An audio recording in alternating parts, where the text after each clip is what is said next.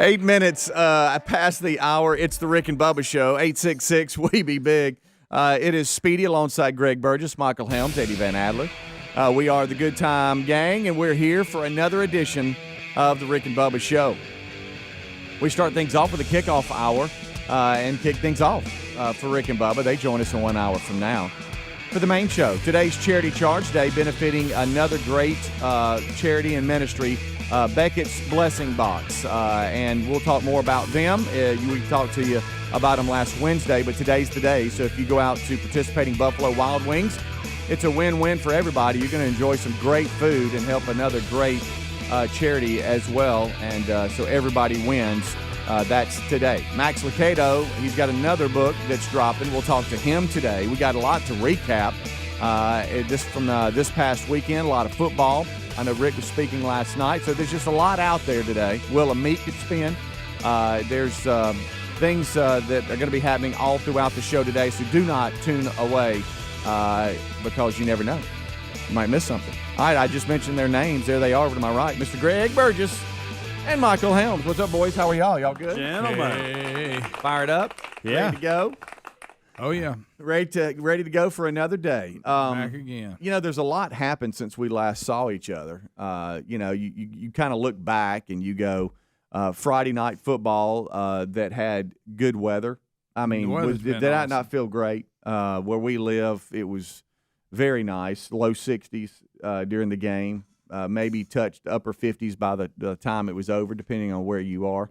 And then Saturday, it was work day down at the Lenore's, and I had something happen to me that you try to prepare for it, but it was get all the feeders that they have, all the Moultrie feeders that they've got, and these are the big huge ones. Okay, get new batteries in them, right?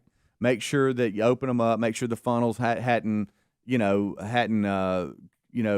I guess come apart to where you have to tape them back down because you don't want corn to get in behind it, spoils and all this.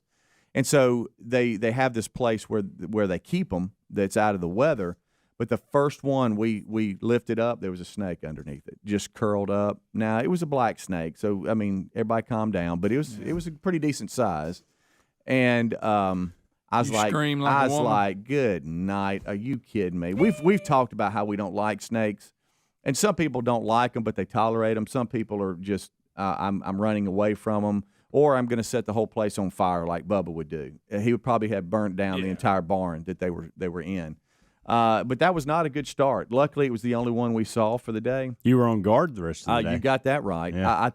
And now Tommy, it almost reached out and touched him. I said, Tommy, buddy, there's a snake. Did he know it was there? No, not till I told him. Now, because Saturday morning it was still a little bit, it was cool, Yeah. The snake couldn't hardly even move. It was just sitting there going, are you kidding me? Active. I had it like I liked it. What are y'all doing, Put that back. But, man, I thought, gosh, Did y'all almighty. let it pass? Yeah. We just kind of touched it and let it go on. Let it go. Yeah. But man, let me tell you something. I'm sorry for that, Bubba. It did survive, and it did slither on to go eat more field mice or whatever it takes care of. But it was a pretty healthy one. It was a pretty healthy one for sure. But, we had a long day as far as getting things done. And I just thought, gosh almighty, is this going to be – so we had about 8 of them to put out. Every other one, how easy do you think we tilted it up and kind of moved it out? It's like, okay, is there a family back here, or is this like snake heaven? But luckily, that was the only one we saw. No.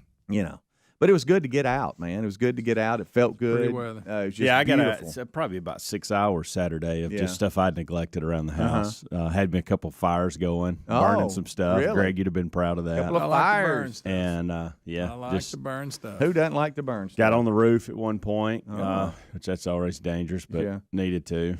But that was my Saturday, and that weather was perfect. Goodness. Yeah. I was this close to getting the pressure washer out and doing a couple things. Oh.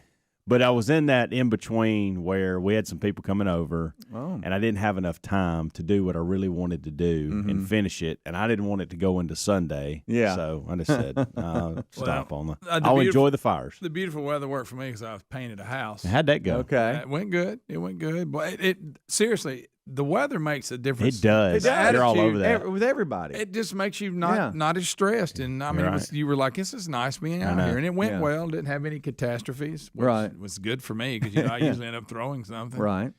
No, you're all over the weather thing. Oh, there is something to that. I'd have painted 3 houses. Yeah. You know what I'm saying? Well, it takes the element and discomfort out of being hot and sweating. Yeah. But it's like, okay, that's out. We did spend a lot of time on that this weekend. I will say that. It was a busy one. I'm looking for paint all over you. Yeah, I rarely got out. It was Lisa's birthday, so we Chandler had everybody over at her house. We had all the grandkids. Oh. So that was fun.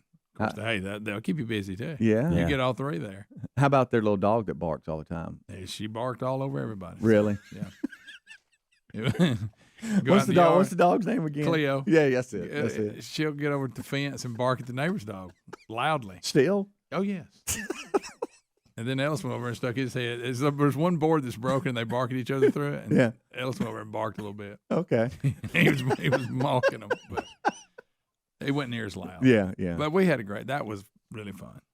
So like, do you wake up in the middle of the night thinking about painting? You've painted so much? Yeah, you in the motion, but no, it was like I said. How long did it take you to do it? Did you roll it or spray it? What'd you do? A little of both. I guess you got to cut in with. Brother-in-law's run the sprayer, and then you come back and have to touch up a little bit. So, yeah, I've always wanted me a good paint sprayer. I've always looked at the sprayer and went, I kind of want to do that. I know. Yeah, I know. And some people just show out. They're so good at it. I'm a little intimidated by it. Yeah.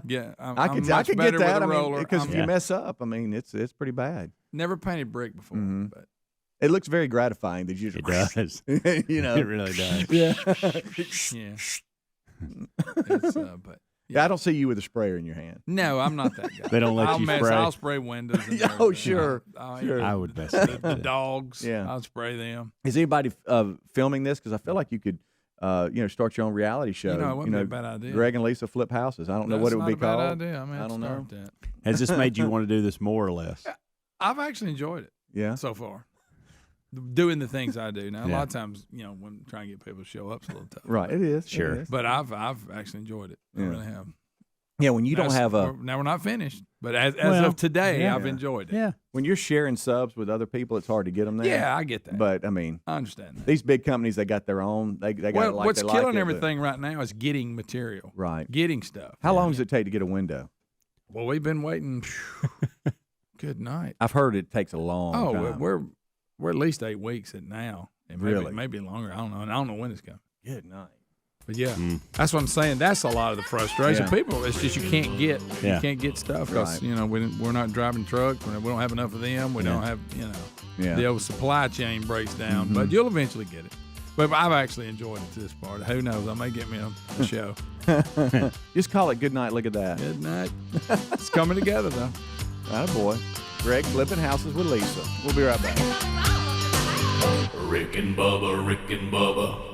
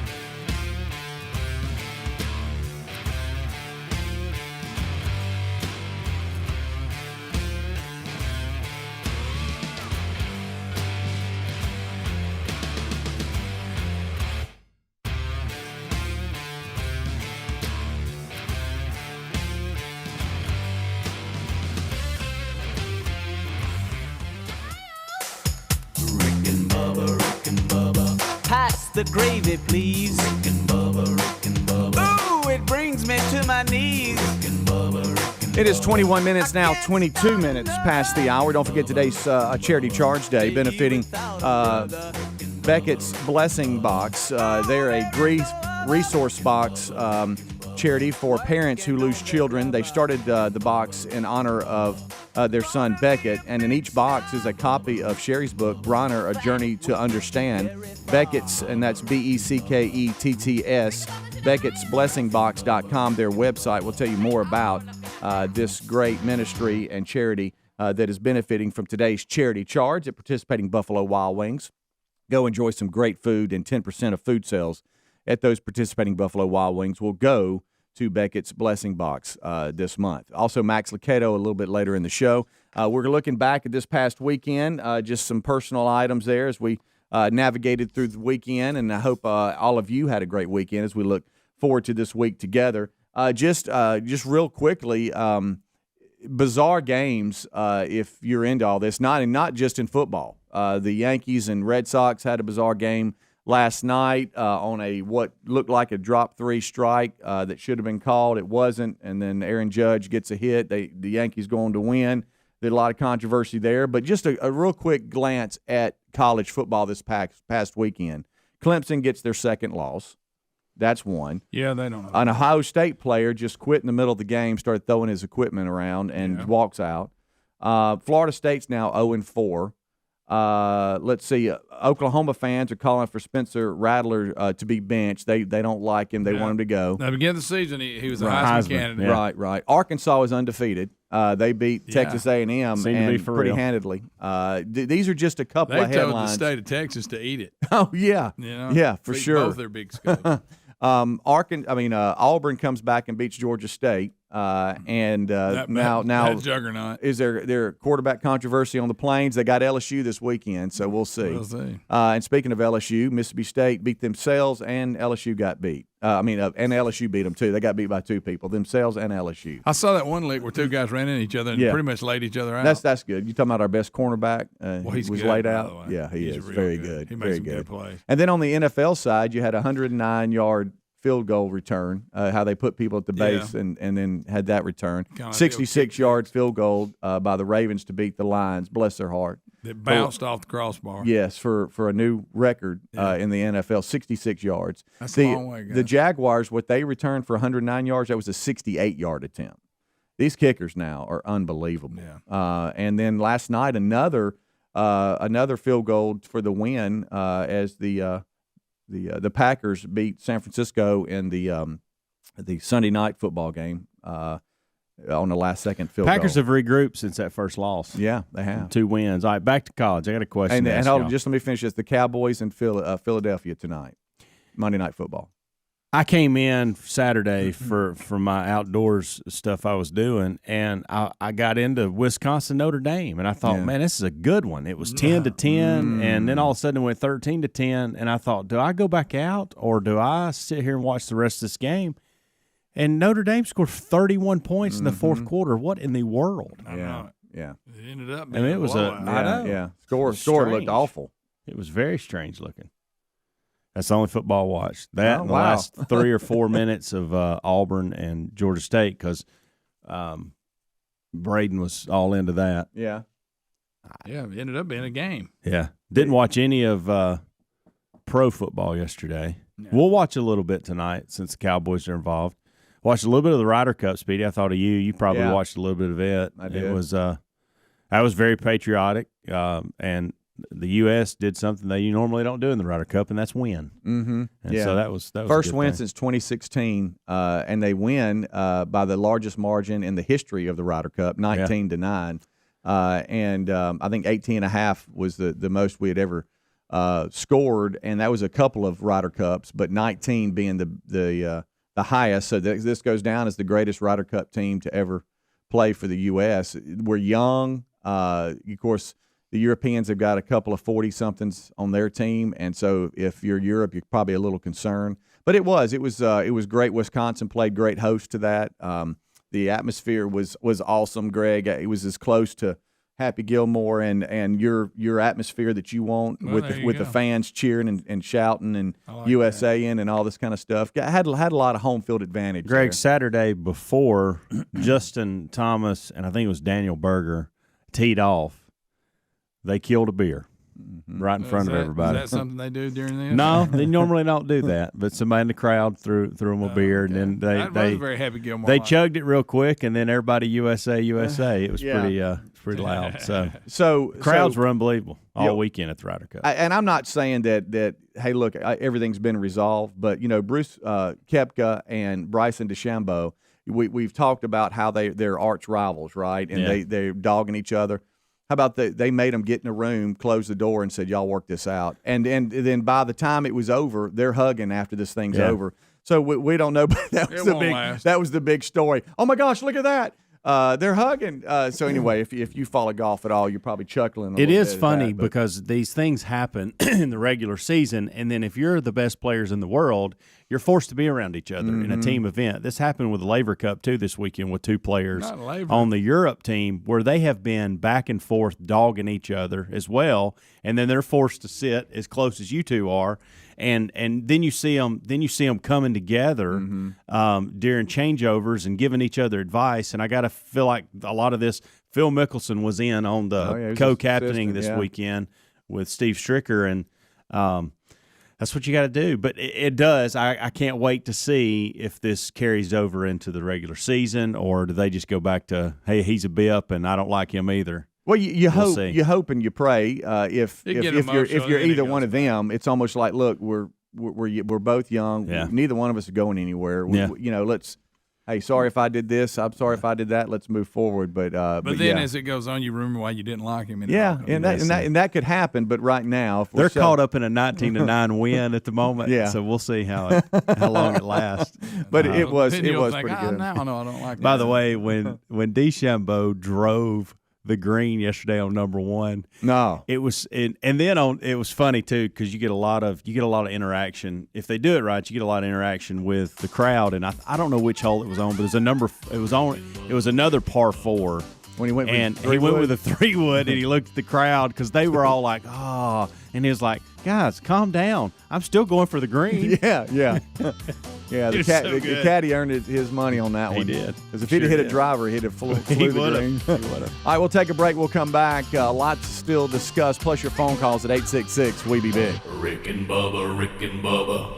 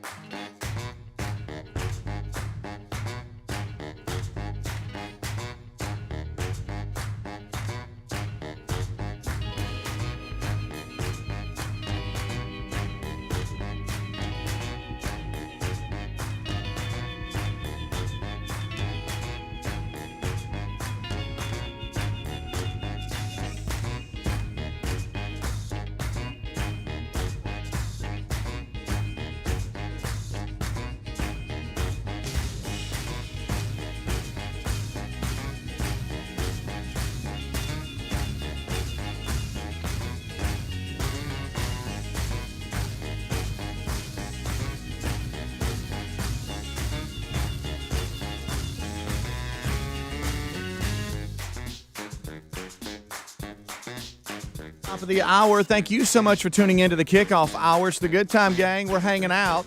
I am Speedy. There's Greg. There's Helmsy. And over there's Adler. Welcome in. As we come back about 25, 30 minutes from now, Rick and Bubba will join us for the main show. We're having a good time catching up with each other from this past weekend, looking into each other's weekend to see how it went. Greg painted all weekend. Right. Helmsy knocked some stuff out. I was pretty busy myself with the boys and hopping around. Encountered I haven't heard from Bubba on this, but anytime you encounter a snake within a couple of feet from you, it's a big deal for me anyway. But luckily it was just a little black racer. You screamed. Yeah, I didn't know for a second. You know how sometimes you look and you go, okay, am I seeing what I'm seeing? And then it was so chilly Saturday morning though, there was no chance that snake was moving. It was stuck there. It's like a dream when you're trying to throw a punch and you can't. Or you're trying to run, your legs won't work. Yeah. Anyway, from this past weekend, Helmsy, I know you said you had a family over last night and everything. Give me a Coco update. Amanda sent me pictures. She asked me, she said, am I being a bit by sending Speedy these pictures? I said, I think he'd enjoy seeing them. I responded to her and I said, I think y'all might have the perfect dog. I'm not sure. Because it seems like it's really moving along. How's Puppy World? Is it doing good? It's good. Clearly not a perfect dog, but she's close. And the Winklevolses came over. A photogenic dog. Greg, I know that. right. Saturday night, and I know there's a family that we're close something with. Like that. Their name is the Wintermantles, and Greg calls them the Winklevolses. Well, I knew it was something like that. So we ordered some food, and they came over and hung out for a little bit. But and there was one moment where. To speak to a perfect dog, because you never, and this happened when my parents came over last weekend, when there's a bunch going on and we need like 30 or 40 minutes to get everybody fed and all this, we just put her in the crate next to us and we're all eating and she's just hanging out, fell asleep, she doesn't yelp or anything like that. And so I took her out this morning early and, she just came back in, went back to her crate and, she's been really good. So we got out, went to the park a couple times over the weekend, and the key is to wear them out. That's the key. Just wear them out, and then they are perfect because all they want to do is lay around. Yeah. All the kids seem to be embracing, helping, and doing little things. Good. That's good. That helps too. Yeah. They're in an age where they can do that. But it's been fun. Well, when I got the pictures, it was Coco running around and y'all. She did ask me. Caroline was running with. She said, "Should I keep sending?" I said, "He'll enjoy it. Come he'll on. embrace it." And I said, that was my response to her. Though. I told her, I said, "And if he doesn't, he'll lie to you and tell you that he is anyway." It's a win-win. It's a win-win. Hey, don't. Well, I mean, that's just you're just being kind. Just let me and Amanda, I know. We're good. Fine. We're good. That was some cool pictures. She gets some great photos with those. Is that with a phone? Or she's got one of them Sure Enough cameras. Okay. That she's so. Well, tell her to keep them coming. Okay. Keep them coming. And she's gonna ever bring Coco up here because Greg was wanting to meet. She actually was going to do that last week, and I don't know what happened. I think. I know what it was. Is you had to take off a couple days. Yeah. I think that was what it was. Hey, speaking of dogs and taking them places and all this kind of stuff. Hey, dog people, don't email me, okay? Because I'm not saying everybody's like this. But I was behind a car, and I thought, are they drunk? They were kind of going all over the place, multiple speeds. They couldn't dial in on – there was nobody in front of them, so they couldn't dial in on how fast they were going. I finally get up where, the lane split and you could turn right and then there's a turning lane left or whatever. Get up behind – there is a dog that is in between the arms of the person driving. Oh, Lord. Okay? An accident waiting to happen. Yeah, and then the paws are on the windowsill to the left, so it's going over the left arm. And it's a little bitty dog, and the dog is moving around, and the person's driving like they're drunk because the dog. I've taken my dogs to the vet before and have to deal with that. The ones that are not used to riding, they'll dive on you, and then I'm like, Yeah. But I can see it. Golly, I thought we take I know you would have dogs called everywhere, 911, but it's one of those things where they can't be in my area while I'm driving. Yeah. One little paw hits the wrong place, we're in a handle for the rest of the day. I'm telling you. I don't want that. Good night. Today, National Chocolate Milk Day. I had some chocolate milk last night. When I was a kid, I would not drink chocolate milk. Wouldn't do it. I don't know. I was a picky little kid. Was it presentation or taste? It was. I think it was just me assuming I wasn't going to like it. I just wanted regular milk. I didn't like. And then I had chocolate milk, and I was like, "What have I done? Why do I pass this up?" I didn't drink a lot of milk at all when I was a kid. You didn't? I did. Chocolate or I did some, but not a lot. I hammered milk. I still don't drink it a lot. I don't hate it, but it's just not in my day a lot. Yeah. If I ate some Pop-Tarts, I might drink some. You have to do that lactose-free stuff now. Now, if you get cookies out of the oven, definitely. Ooh. That's a good combo. Yep. Bring it. So it's Chocolate Milk Day. National Chocolate Milk Day. It was just not in my world. I had some last night. Maddie's a chocolate milk lover. She asks for it everywhere we go. We had to stop after we had some leftovers from a taco place Saturday night, but we had run out of tortillas. And so Amanda was like, after church yesterday, she said, pull into Publix real quick. And this is Maddie's attitude about everything. Anywhere we go, this is what she does. So Amanda pulls in. She's just pull up at the door and let me out, and I'll run and get the door. And Maddie screamed, "Give me some chocolate milk!" And she does that everywhere we go. It doesn't matter. It'd be a restaurant or a grocery store that doesn't even have it, but she yells it. Yeah. So she's a huge fan. Well, just if you're out there and you're a chocolate lover fan, I'll chug some today for this national day. Yeah, I mean, I'm not anti by no means. All right, so I'm just flying all over the place here. All right, Dog the Bounty Hunter. Saw this, yeah. By the way, didn't know he got married again or whatever. I don't know. There's family drama going on inside the family. But did you see he injected himself into the Gabby Petito case? I can't take him serious. And it shows him going up to Brian's parents' house this past weekend and knocking on the door. Yeah. Pulls up in his Jeep and it gets out and goes in or goes to the door and knocks on the door. And of course, no one answered.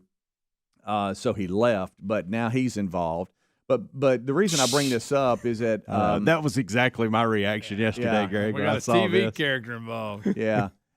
This whole looking for Brian thing, and they're in the some of the experts have said, hey, y'all are looking in these gator infested waters. He's not out here. Why would he go in there? He's not out there. The point. Why would the parents led them in the wrong direction to give him time to go do something else? Yeah. Why would you walk into there? Yeah. Some of the experts said, y'all looking out here, he wouldn't survive. Right. And if he is out there, then he's in a gator because he's not out there walking around surviving because you can't in here. So we're in the wrong area if that's what we're doing. But how far do you think he's gotten? I mean, do you think he's alive or do you think he's? I think he's dead. You do? Yeah, you do? At this point. Yeah. I think he probably hung himself or, some other way. But I think he committed suicide. You do? Yeah. It's possible. That's just me. I mean, I don't know if he would have. There was a rumor I don't know. It's been probably a week ago now where they thought that he had accidentally activated his Instagram account and for a live video, and there was a picture of almost looked like a boat. Well, I don't even know if that was true, but if he's had time to, I think he did have time to get on a boat and maybe get. But I don't. Again, what size boat you on to go survive the seas to get out of the country? That's a whole different ball game there. So I don't think he's crossed the border or anything like that. I think he's just probably. He's either probably. I think they would have found him if he was hiding in the woods somewhere. Now the swamp thing's a whole different animal, but I just think we would have found him. I think he's dead. Yeah. Wait, you would think so. If not, he's disappeared and done a pretty good job of it. But we'll see. He how would that have had plays to out. me. He would have had to have help. Getting him to where disappear. He yeah, exactly. Whether that be by some kind of ship or some kind of larger boat, and maybe his parents had something to do with that too. I don't know. Yeah. But I'd like to see this unfold quicker than it has. If he could get to the border, he could just walk in and out with everybody. Yeah, that's a good point. They could whip him on the way across. Rick and Bubba.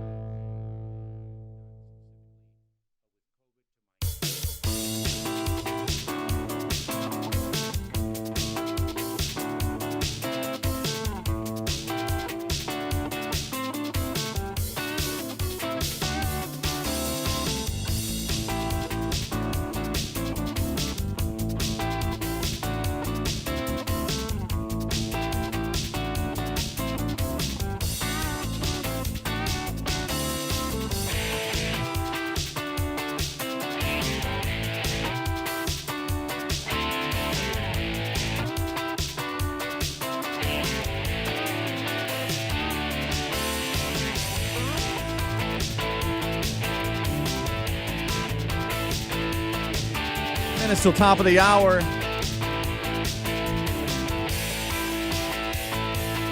It is the Rick and Bubba Show. It's the kickoff hour, and we're live. Thank you so much for tuning in. This portion of the show brought to you by boxofawesome.com. I tell you what, they've got it going on from travel and camping gear essentials to other outdoor gear. It's so easy to get started. Check it out. All you have to do is take a simple online quiz at boxofawesome.com, and then based on your answers, it will help their team of Box of Awesome get something together for you and surprise you with the gift. They release new boxes every month across a ton of different categories. It's free and super easy to sign up to, and you can skip a month or cancel anytime without any hassles. Each box costs only $45, but they are guaranteed to have at least $70 worth of gear inside. So that is a win for you. Right now, all Rick and Bubba Show listeners and viewers get 20% off the first box when you sign up at boxofawesome.com and enter the promo code Bubba. That's Bubba. That's what you want to enter at checkout. And go to checkout today and get that 20% off your first box.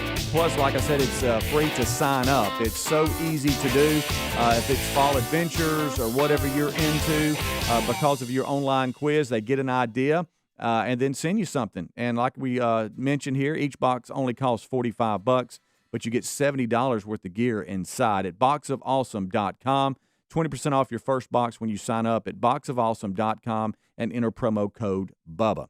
All right, as we roll on back now, 9 minutes until top of the hour, a lot still out there for us to kind of skim through, as that's kind of what we do this hour. We don't land too many places. We just kind of skim the surface, and then Rick and Bubba come in and take it over for the main show. Don't forget, we have today Charity Charge benefiting Beckett's Blessing Box at participating Buffalo Wild Wings, where 10% of food sales will go to the charity each month. And this month, it is Beckett's Blessing Box. And then Max Lucado, his book, You Were Made for This Moment, Courage for Today and Hope for Tomorrow. Plus, we'll get a health update from Max and see how he's doing.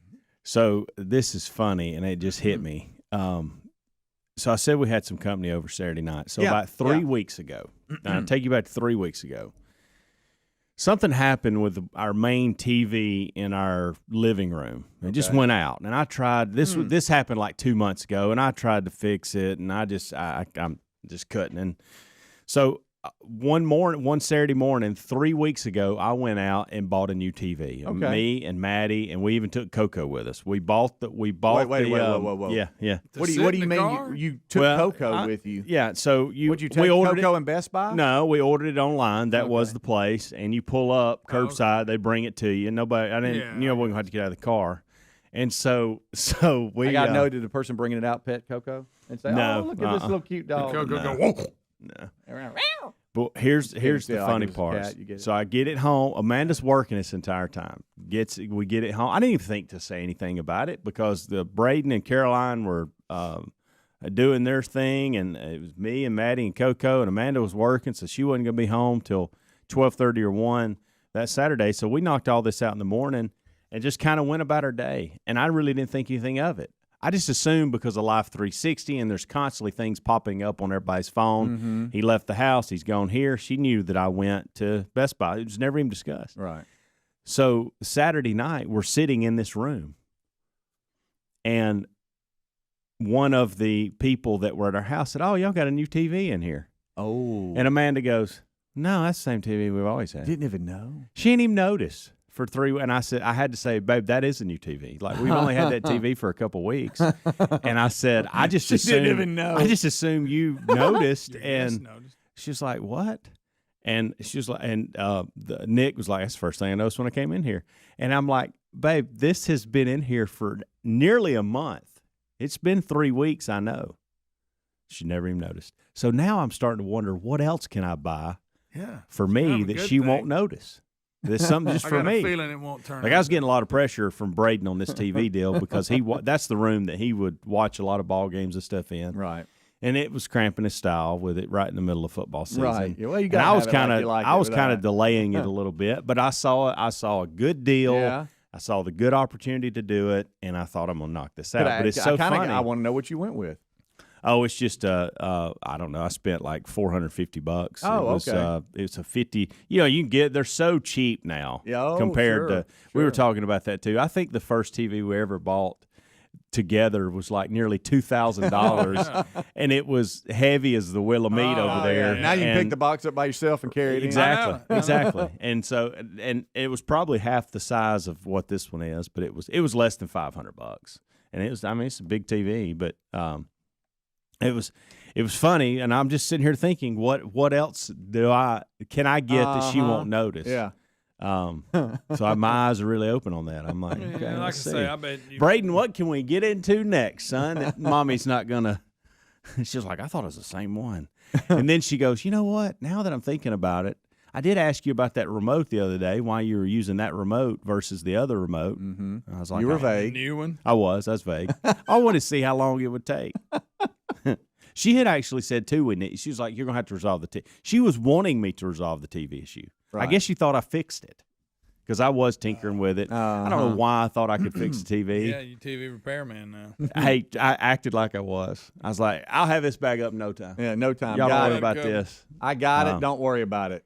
And I didn't even know where to start. I didn't. Who knew? Well, sometimes you just go, throw your hands up in the air and go, we gotta have something new. I can't fix this. I've got a bizarre story here, and I just want to see y'all's face as I read it. All right, you know how they auction off different things, and you can buy different things that people own, like somebody's cleats or whatever. Yeah. Would you ever buy any other man's underwear? No. Okay. Well, a pair of Michael Jordan's underwear has been auctioned off for $2,784. Now Now they did come with a dry cleaning tag, but according to the listing, they showed evidence of definite use. What does that mean? The underwear was provided by Jordan's friend and bodyguard. It was John Michael Wozniak, who appeared in the Last Dance documentary. He also provided some suits, coats, dress shirts, and ties for the auction. But someone actually spent almost $3,000 on Michael Jordan's used underwear. I don't want anybody's used clothes, no matter what, especially their underwear. Would you buy anybody's underwear? No, I would not. I want to know how they knew they were used. What are you going to do with them? You have a poop stain on them? I don't know. It just says that. According. Let me see here. I'm clicking on the cord. They got a couple of smoke stains, but yeah. Let's see here. Well, there's a hole in them where he burnt on a cigar. He'll burn a cigar in a minute. He kind of thinned it out right there at the top of his crack. Yeah. I don't. Yeah, know. I'm not. How about there were 19 bids for the underwear? 19 people wanted them undies. I don't think I'm buying anybody's underwear. I don't care. I mean, is there some? No, I mean, if it's like $20, that's a different ball game. What would you do? Can I ask you a question? What do you do with the underwear? I would frame them and put them downstairs and say, that's Michael Jordan's underwear. It would be a conversation piece. It would be. I'd put it right next to the tennis racket that I demolished. Now, I'll say on his little boxer briefs or whatever, it does have the Michael Jordan, tag there on the front thigh, and then it's got Jordan on the waistline. So I guess if you did frame them, you could go. That would be the number one conversation. But I mean, that would be a weird. That would be a weird conversation. I just feel weird buying somebody's drawers. Yeah. If you walk into a room and there's underwear in a frame, that would be your first question. Mm-hmm. Yeah, hey, whose underwear? Yeah. Whose underwear and why is it framed? Greg, do you have a pair that you could offer up that look halfway decent? They gotta look halfway decent. Well, I mean, if we're auctioning them off, huh? Are y'all whitey toddies? No. Boxer briefs all day long. I'm Under Armour. Boxer briefs. Oh, wow. All day Under long. Armour. I am. I go Under Armour. Well, no, that's the cheaper ones. Got money for some of this TVs other and stuff dogs. they got. You can spend a lot of money on underwear. You can. But it's worth the purchase. That is a purchase that is worth it every dime. Yeah. Well, so what I tried to buy. So right now you got Under Armours on. What do you got on? Absolutely. Greg? Probably Hanes. I think I got Duluth. See, that's another. They're not cheap. They're not. Yeah, these are Hanes. Those are pricey. In case you're wondering, Greg just pulled his pants down to check. I saw the color and everything. You went with gray. Yeah, today. just the edge. Interesting. I got some of them Saks too. SAXX. Yeah. Those are good. Those are good. They like them a lot too. Yeah. You just wanted to say 3 that. pairs. That's all he wanted to say. That's what they're called.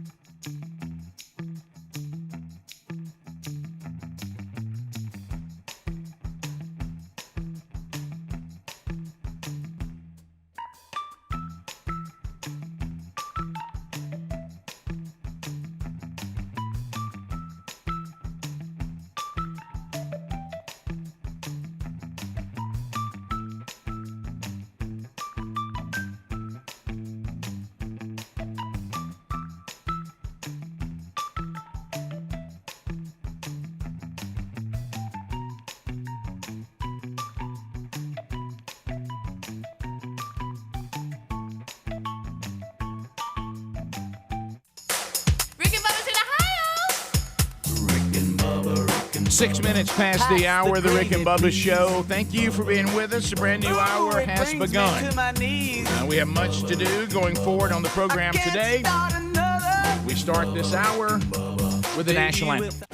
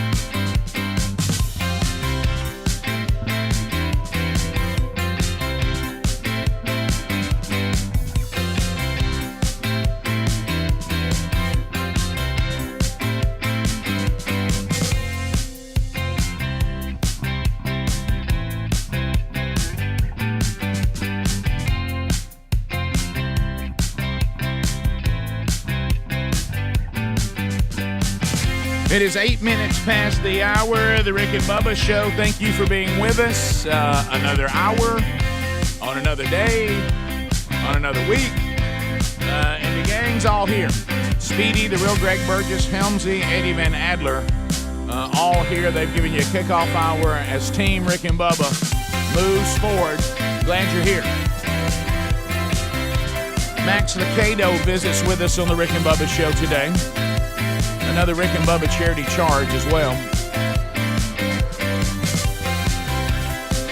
We'll update you on that today on the program. We'll recap stories from the weekend. And your phone calls at 866-WE-BE-BIG. So let's get him in here. The pride of Cedar Springs, Alabama. The other half of the two sexiest fat men alive. But most of you probably know him best as Silver Tongue One. The man with a golden voice, Professional Lunch Eaters Man of the Year, the inventor of pizza and a cup of Shakespeare's worst nightmare, and the master of the King's English. Ladies and gentlemen, put your hands together for Bill Bubba Bussey!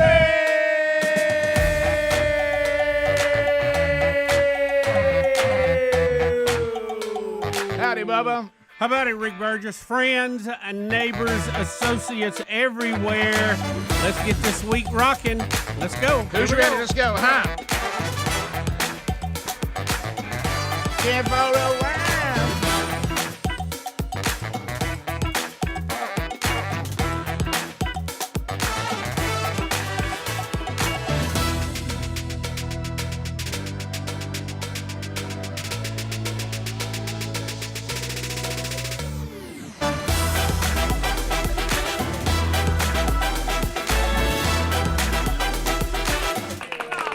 Black Crows, the pride of Atlanta, Georgia.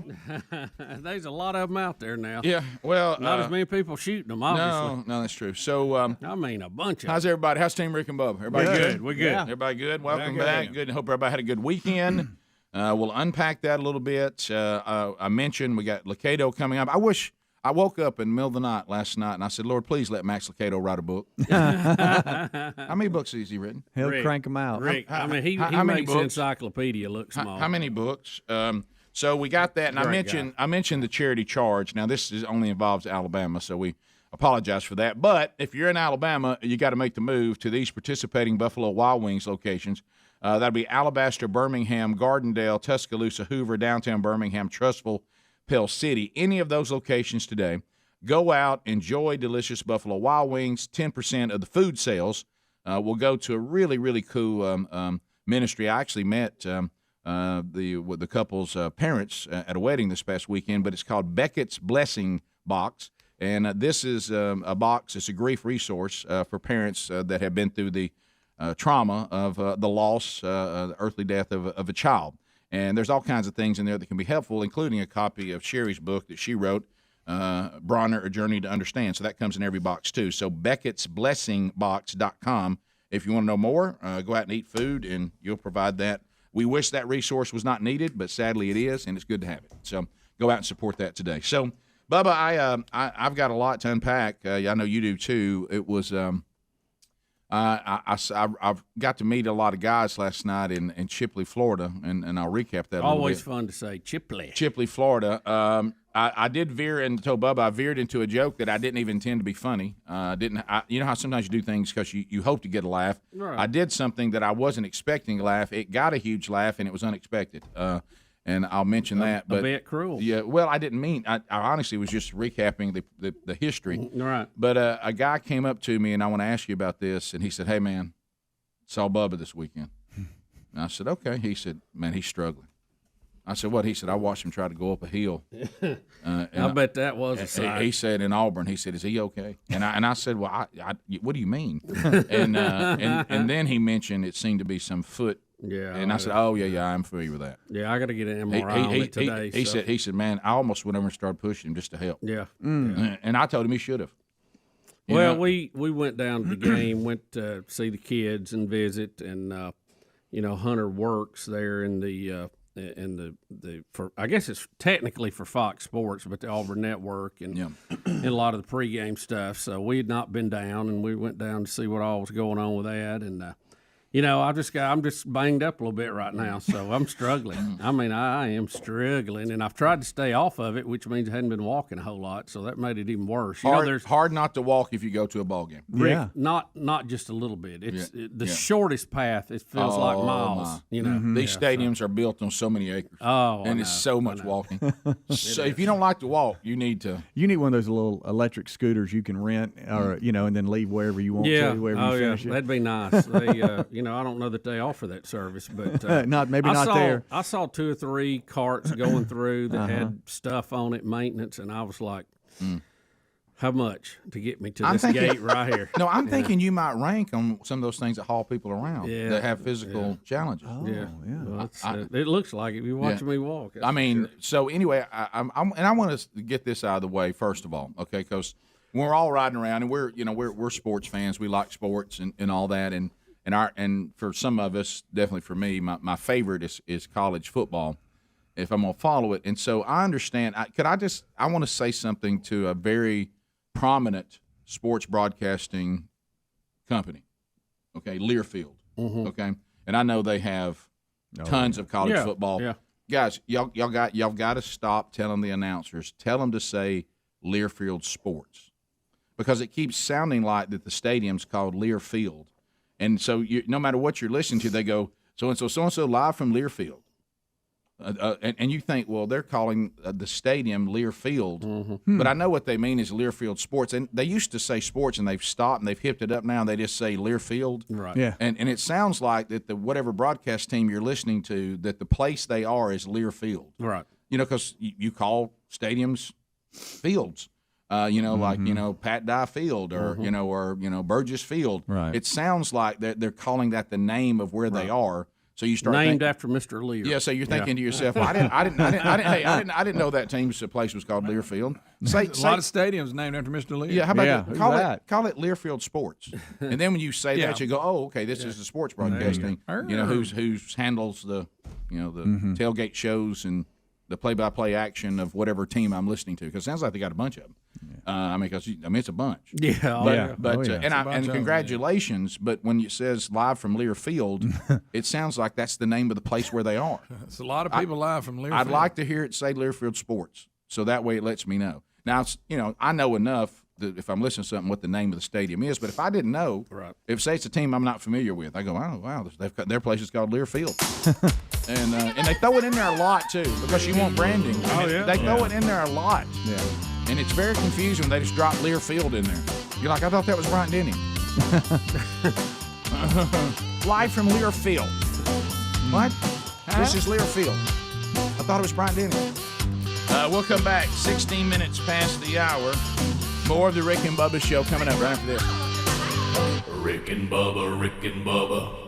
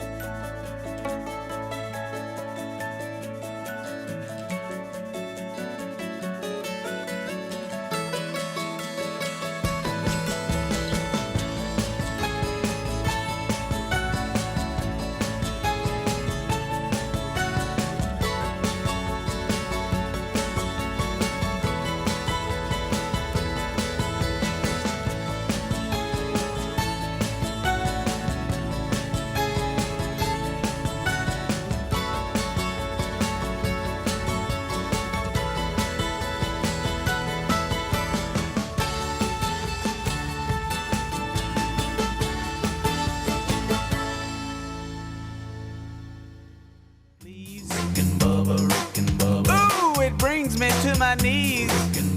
It's 22 minutes past the hour. The Rick and Bubba Show, 866 We Be Big is our number. Willa Meats back in play for another hour, and I do want to give a very, very, very special birthday wish today because Bo Crumpton is in Hueytown, and he's dad, and he's a big fan of the show, and Justin is also part of the family there. And so I'm looking at the birthday wish today from Paw. How about it's the number one birthday today?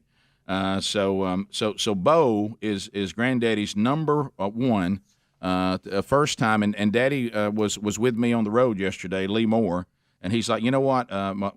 He has 7 grandkids, so this is number 7. Good night. And so Big Bo, it turns 1 year old today, and I just want to say. Hello to Bo. I don't know. They're raising him to be on the show because Clay and Justin, Mom and Dad, they're big fans of the show. And so I got some pictures. You think Granddad didn't show me pictures on the trip? Sure he did. Let me show my grandson Bo here. and so Bo, I don't know how much you can comprehend about old Rick and Bubba right now, but happy birthday. And Mom and Dad, thanks for being fans of the show. And thanks for loaning Granddaddy out to me yesterday on the road for the Man Church. And I hope you have a great day. And I'm looking forward to watching you grow up to be a man of God, just like Mom. And Mom is a woman of God, and Dad's a man of God, and your granddaddy is solid as a rock. Before we get into college football and then pro, I do want to tell you that I have moved off of my study of My Sweet Lord by George Harrison. Good. Into As My Guitar Gently Weeps. Oh, Greg. Why? Wow, there's a lot of people cover that. But why? Well, just I don't know. I've been on a George Harrison kick I know, lately. but I never was. For what reason? I don't know. Of all things, George Harrison. I know. And it all happened. It all happened just hearing one of his songs while we were out having dinner the other night, and we got to talking about it. And I just have to go study things sometimes. Yeah, but at least I'm off Ace of Base. Right. Well, I'm very pleased with that. So no telling who it'll be next. But if you go off into the world of George Harrison, you're going off into a weird world. Yeah, I know. I'm looking. I may veer over and do a little study on ELO now because I don't know anything really about Jeff Lynne and that crew. What? So. I thought you were like an ELO fan. Well, I do, but I don't know anything about them. Well, you know who you're going to run into? All I ever had on the album cover was a spaceship, so I don't know who that was. If you turn right on Jeff Lynne Avenue, you know who's going to be one of the streets that comes across it? Who? Tom Petty. Really? Oh, yeah. Well, there's a lot of tie-ins there with some of those guys. Did you know who produced Full Moon Fever? Jeff Lynne. Well, let me ask you this. What? Because we've talked about this before. Free Fallin'? Jeff Lynne. What was the Eric Clapton George Harrison deal? What was the deal? You talking about Layla? Yes. Mm-hmm. Yes. Well, what exactly was a little bit See, I'm going to move to that. That's probably where I'm headed. But they look like they remain friends after all. Well, that, to right? me, anytime somebody steals somebody's wife and then writes a song about it, that's incredibly uncomfortable. But how did they? But they were still working together. Well, you got a lot to uncover there. Yeah. Well, see, that's odd to me. I struggle with that a little bit. Well, yeah. Sure, but if I'm George, especially when everybody's sitting there and Eric Clapton says, "Have you heard my new song?" Yeah. Okay, and hey, I think isn't that my wife? But all the things he did when George Harrison passed, I mean, he was number one in line. Well, you know what I think I got to be real careful with this right here. But given tradition, I mean, no, I think well. I don't like the phrase people use because it's not a good phrase. Okay, I'm not going to say it. Okay, just I'm going to throw that over here. There's a term that I do not like, and I do not think it's a good term. Okay, I'm not aware of it. And what it's basically saying is, let's not let our relationship with these women exceed the relationship with each other. Right. And so what I think they did is they both probably at some point got to where they didn't think she was more important than their friendship. Right. Right. And they needed each other more than either one of them needed her. Right. Okay. Right. And I got you. Now look, that's total speculation on my point, but I can't ignore what you're saying is that they seem to worked it out. Yeah. And so I can only come to one conclusion, right? Right. I would think so. Yeah. So, but that song is still out there. But Eric Clapton stole George Harrison's wife for a period of time. Of a better for term? A period of time, I do believe that is correct. Now, was it? I mean, what do you mean a period of time? It didn't work out. She didn't end up with Eric Clapton. Did she go back to George Harrison? I don't know enough about it. All I know, because things. I mean, was it a loaner deal? I don't know what you're saying. Bubba, you got to understand, in that world of music, somebody could be somebody's wife on a Thursday and could be over here with another band 2 weeks from that. Right. You know what I mean? So it was there wasn't a real commitment to the holiness of marriage. I got you. But what I'm saying is because it's rock and roll. Okay, but the part that we like it. Yes, the part that I always fixate on is what you're talking about. It's one thing for this to happen. Right. It's another thing for it to be kind of documented in a song that becomes really popular. Yeah. And so now the problem with songs is what that song is about lives on, and you can never really get around it. Right. I mean, just when you're tired of talking about it, and you're like, well, there we go again. I mean, that's the problem with writing songs about things like that. Yeah, and if it becomes a hit, it's never going away. And you know how women get upset about things and all that. Imagine that there's something that they're not going to forget anyway that keeps being brought up every time you turn the radio on. Now there we go again. There's that song again. What do you think that? Do you think Eric Clapton would avoid playing that song around George Harrison, or maybe when they were going to be on stage together? You probably don't look over to him when they do the All-Star Band and say, "What do you think about Layla?" You know what I mean? And so probably not. Yeah. And I've always thought that song has that breakdown in the middle that I wish it didn't have. Do you agree with me on that? And you know who came up with the riff? No. I believe it was Dwayne Allman. Really? Mm-hmm. So Rick, I went from all that, and then it spilled over, and I was watching. Could be Dickie Betts. I could be wrong. It's one of those two. I was watching videos, and it spilled over into Paul McCartney. Oh my gosh! And his relationship with Michael Jackson. What is going on with them? The fact, and we know the story. I've heard him tell it before about Michael Jackson was asking him about business things. Oh yeah. And Paul McCartney says, "Well, I'm about to get into music publishing," and he said, we don't even own our rights, the Beatles. Right. That we signed that away foolishly because we didn't know any better at the time, and it wasn't a big deal at the time. Mm-hmm. And he told the story, and they showed it from several different interviews. When it became available, he didn't call John. He had to call Oko and say, I think we need to buy these. We can get them for $20 million. We'll put up 10. You guys put up 10, and we get it. Michael Jackson comes in, a bidding war, even with some other parties occur. Michael Jackson ends up buying the catalog for $50 million and then selling them on commercials. Yep. And, Paul McCartney was not happy about it. I bet. But he said he called him on the phone, and he said, it's just business. It's just business. Bottom of the hour. Rick and Bubba.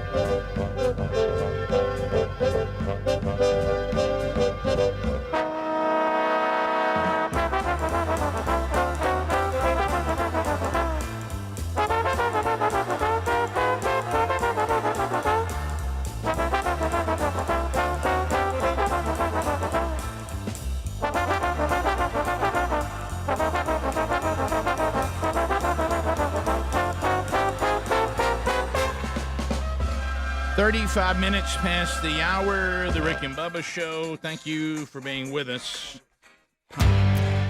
Glad to be back for another day, another hour, another week. I do want to point you to our friends at simplysafebubba.com. Simplysafebubba.com. I know we all want to be sure that our property is secure, but simplysafebubba.com can do that. It's like, if you're still in one of the old security systems, they become a little antiquated, outdated. The whole process of waiting on an installation team, they're intrusive in your house. A lot of them you cannot use if you're renting property because of the fact that they're a little more invasive. So we now have a system that can be with you wherever you are, and also it's customizable to the way your property actually operates. And now SimplySafeBubba.com has added a outside camera to see what's going on outside. It is an ultra-wide, 140-degree field of view, 1080p HD resolution, 8 times zoom capability. It's got a built-in spotlight. It's got the color night vision. So you can keep an eye on what's going on day and night outside, just like you're protected if anybody's trying to come inside. So now every door, every window, every room is protected along with the outside view of your property. Now, if you'd like to learn more about the new wireless outdoor security camera, just go to simplysafebubba.com. They are celebrating this new camera by offering 20% off your entire new system, plus your first month of monitoring service will be free when you enroll in interactive monitoring. Again, simplysafebubba.com. That link is also available with all these savings at rickandbubba.com under the sponsors. So, Bubba, coming back from the weekend, it is that time of year when football season is in full swing. We like football, so we talk about it, and recap. That's who we are. Again, sometimes this is what you love about the show. Other times it'll be what you don't like.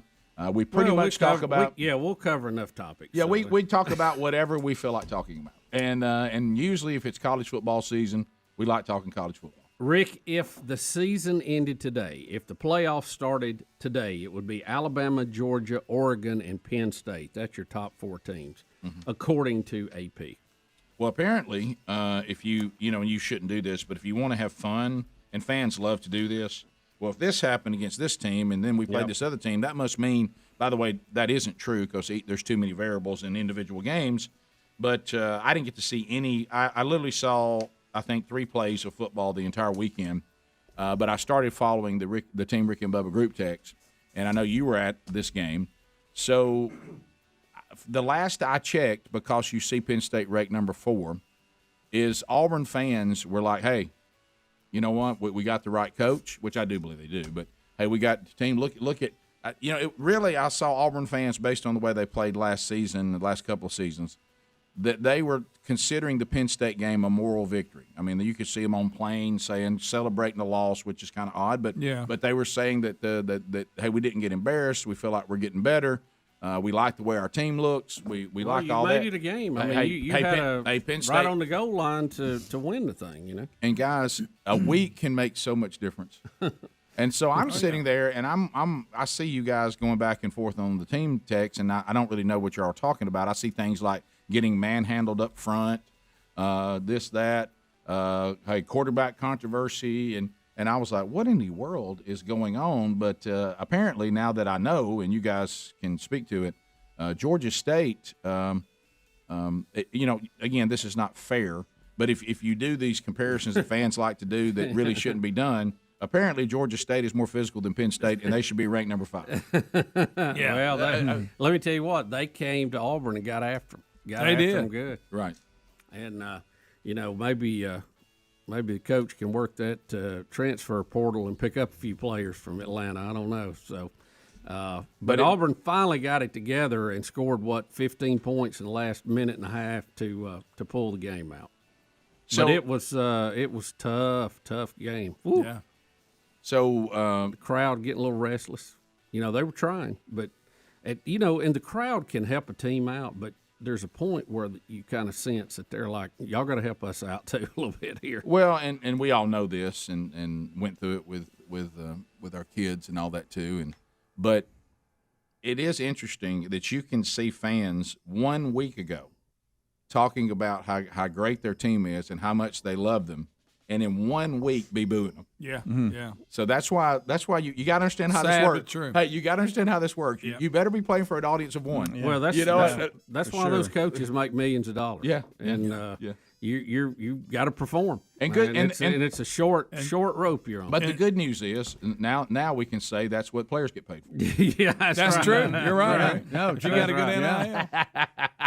And Coach Harsin already made a staff change over the weekend. Already let one coach go. So. Yeah. Did that have to do with the barely getting by Georgia State, or was there something else to that? I don't think they've been. I was reading an article about it. They've been happy with the play of the receivers, and it seems like that he's moving a guy that was a quality control who was actually on his staff, was offensive coordinator with him at Boise at one time. Yeah. He's moving him into that position. Yeah. Mm-hmm. So, well, I think what you're seeing is the guy. Like I say, it's probably unrelated to that, but I don't know.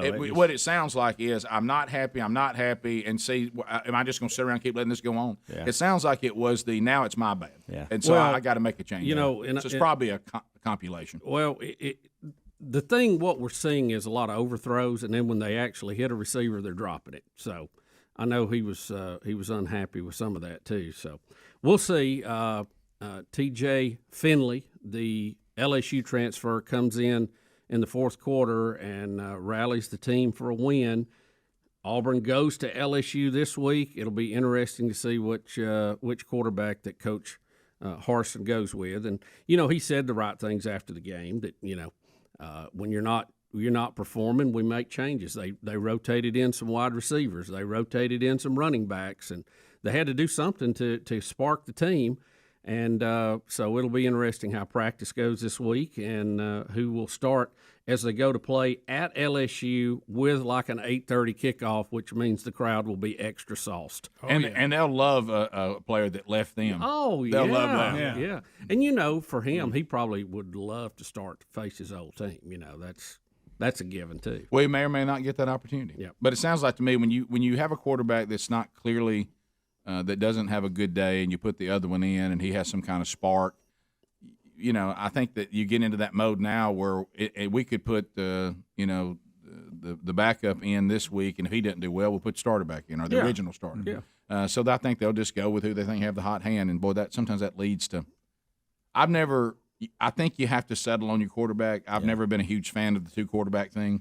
You got to eventually settle. I mean, just matter. Well, I think that's the key is finding that settle because offensively it wasn't there Saturday. That's for sure. Well, and I saw some people talking about perfect example West Virginia. I didn't know West Virginia does more than one quarterback. I guess they do, but they were talking about the rhythm of the offense, and West Virginia has got a chance to win the game.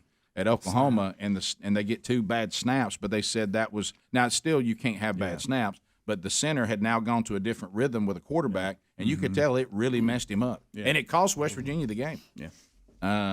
So I don't know, but we'll see. And then Arkansas, my goodness. Well, I was going to mention them. A couple of teams you don't normally see. We mentioned the top four. Then you have Iowa, Oklahoma, Cincinnati at number 7. You just don't historically see them in the top 10 a whole lot, but they've been doing a lot to try to get get respect, and they're sitting there with 3 wins and number 7. So well, if they you play remember, Notre Dame this if you remember last year, they had their chance to make their to show everybody, and they played Georgia good, but Georgia still beat them. Right. But Cincinnati is now becoming Central Florida, Boise State. You always have that program that says, "Hey, we belong," and you beat.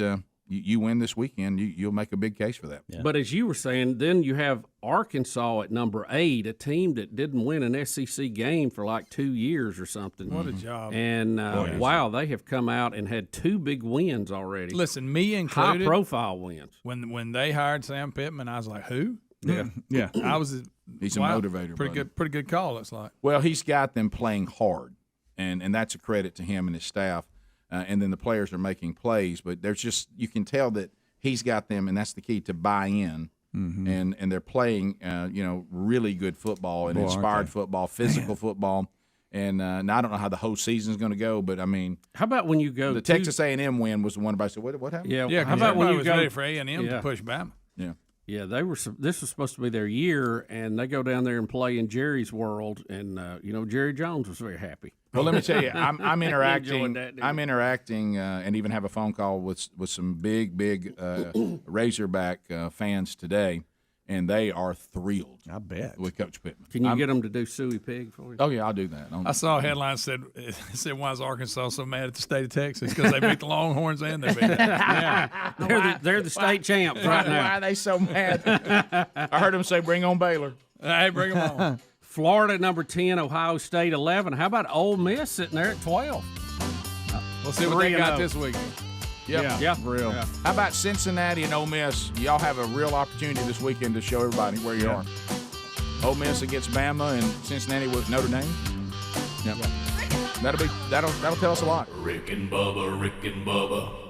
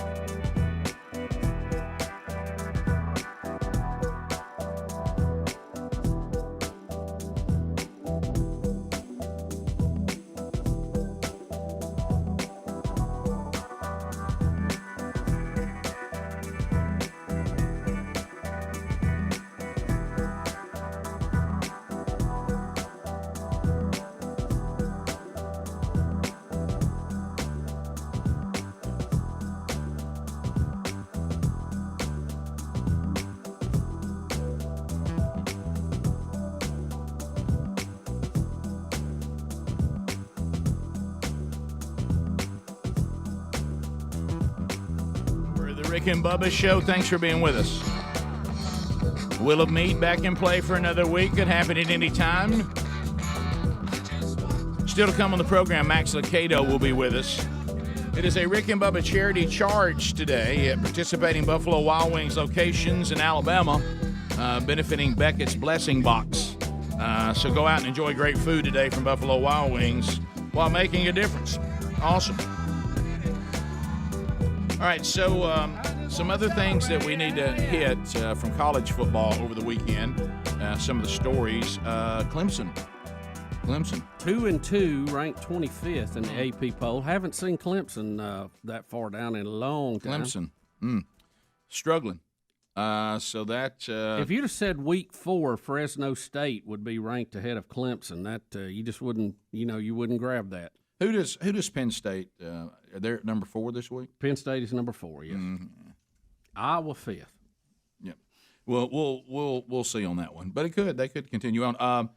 We had Ohio State had a linebacker that quit in the middle of the game against the powerhouse Akron. Mm-hmm. He was trying to go back into the game, was told that he no come back, and he got mad, took off all his equipment, started throwing it into the stands. Is that correct? Yeah, that was part of it. Yeah, walked off. Sent a really nasty tweet out.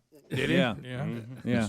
And this is just a few days after another senior linebacker has entered the transfer portal there at Ohio State. At Ohio State. So Ohio State seems to have some discontentment amongst the players. Bubba and I were talking about this in the break. I know y'all agree, and we've given this speech before, but I won't do the whole speech. But see, this is how it looks when people don't fear authority.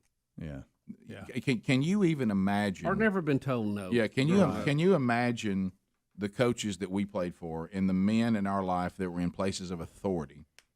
Can you even imagine the thought creeping into your mind that I'm gonna pitch a fit on the field in the middle of a game and start throwing my equipment everywhere? No. Can you even imagine that thought? Even if the thought even came up here and I could see it in my peripheral, I'd chase it back. I'd be like, no. We don't want to do that. No, don't do that. We don't want. But see, this is what happens when you can have 9 number 4s. Wear 0 if you want to. I guess we'll have -1 next year. Yeah. Alpha numeric. Hey, wear your hair however you want to. Have all kinds of things hanging everywhere. And just and this is when you're still in high school. Yeah. Okay. Yeah. And so this is so they when they're, as Bubba just said, when they live their whole athletic career, everybody afraid to say no. Mm-hmm. Don't say no, he may quit. Those when you have that kind of attitude, I don't care how good a player they are, they're going to get you beat. Yeah. And throw in the fact that used to say I'm on a team and somebody's pushing me that's maybe as good or better than me. Instead of me trying to get better, I'll just transfer. I'll go somewhere where I don't have any where I'm the best. Well, again, we're creating. I'm not going to outwork anybody. I'll just transfer. Yeah, we're creating another atmosphere of I don't have to persevere through something. I just quit and go try and go somewhere else. I'm going to pick a team that I'm better than whoever plays my position. Right. And then I don't have to worry about working hard. So anyway, that went on over the weekend. That was kind of nuts. And then what were other stories that were involving college football that were of consequence? Well, you had, and if you mentioned it, I apologize. You had Clemson get their second loss. I did. Okay, you did that. So you have that. You got Oklahoma, their starting quarterback. Now everybody's calling for him to be benched when he started the season off as a Heisman candidate. Yeah. So we'll see. Some how that people thought he was plays the out. favorite to win it. Yeah, I mean they should have really got beat. Yeah, right? I was introduced to this kid on that quarterback. Yeah, QB1. QB1. I QB1. hadn't seen one of them in the past. Rattler. Yeah. And but I thought he was all world. What are He's they? a good ball player. The offense not producing. What are they mad about? I guess not. Yeah. You got I think Florida the backup State now. did come in and moved them a little bit. Yeah. Well, I think what we're seeing now is, of course, you'd have to go to another team. I think now, since we have taken loyalty and we've just abandoned it, okay, and we certainly should demand excellence from ourselves and from others. There's nothing wrong with that. But it sounds like now that really the uniform, I think fans should have the right now, and I know they somewhat have that right by booing, but they also can get in the transfer portal and go pull for another team. Yeah, if you're all going to leave, I'll just leave too. If players can transfer, so can fans. We probably need more of that. How about this? I'm sick of Bubba's been doing that for years. Yeah. Just go with the winner, baby. Yeah, that's right. Well, I mean, it's a lot more fun. Yeah, I win every year. Yeah. At least in the playoffs. Well, you get to a point, don't you, when you're, and I've seen this with fan bases of all kinds of teams. Don't you sometimes just look and go, man, now I'm starting to feel like that I don't have much self-worth. Yeah. I mean, Yeah. am I just totally, you're always down. not the wrong kind of pride, just kind of some self-worth. Yeah. Shouldn't I have a team better than this? Yeah, I deserve better. I mean, I'm not saying I'm going to win the national championship every year. I mean, everybody can't be an Alabama fan, but Sure. You at least go.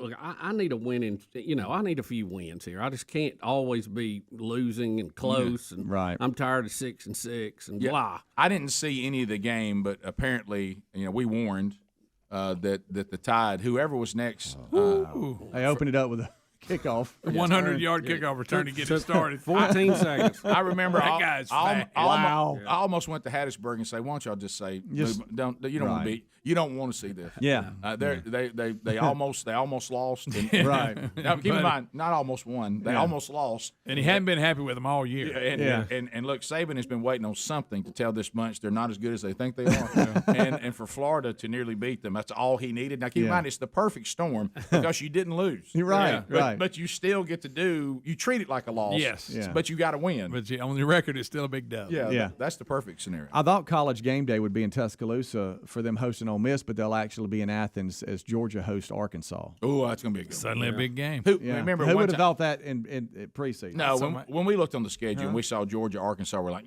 But now that's a different game. Yeah. I heard the Hogs are the turnaround story of the year right now. From the pandemic. And Bulldogs sure are good. We'll find out where they are this weekend. We have all these terms now from the pandemic. They were also talking about a lot of Arkansas success is the fact they have a lot of what they call super seniors, the guys who took that extra year. Yeah. They got like 5 or 6 of them. Well, that goes back to Pittman That coming helps. in. That goes back to Pittman coming in, convincing them to go ahead and play again. Even though, because let's be honest, if you have been in a program that's not doing well, it's real easy to say, I think I'm going to move on to the next stage of my life. Turn in my helmet. And for him to say, stay one more year, I think we can be good. Look, I understand there's a business part of this, but somewhere, look, Rick, there's some business involved, but somewhere in this is love of the game. And, once college is over, it's over. You never go back. So I would say enjoy it all you could and then move on to the next phase. But if you get one more year, I don't think any of us would have passed if we'd had one more year to play sports at whatever level you were at, high school, college, wherever.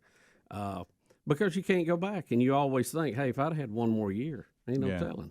Well, I want to just work on the 111. Yeah, I'm on the 111. I'm on the 111. And now, what is this thing, this 111 thing? Am I saying something bad? Should I not be saying What is it? that? I haven't heard it. I haven't heard it. I hope not. Bubba heard some player mention that he's working on that 111. Really? And I thought it must have been his area code or something. What does that mean? Betty. How old am I? I don't know. Betty Googled it for me. Okay, we could be wrong. I don't know what I've never heard of it. She said it means reaching your potential or something. Really? Yeah. 111? Let's hope so. Has anybody heard Can't that? we just say I'm reaching my Did potential? I just say Leave it something at on there I shouldn't have said? Rick, what if it was something just horrible? I think sorry. Max Lucado's written a book about it. Yeah, if it's something bad, I'm sorry. I didn't know. Matter of fact, that's the title of Max's new book. You're 111. I'm just an old man. I don't know all the hip phrases anymore. And on a personal level, this weekend, UAB opens up Protective Stadium. The new First stadium. game ever hosting Liberty Saturday night. All right, let's take your phone be a good calls. one. We'll go phone calls next. 866 We Be Big. Bubba, Rick and Bubba.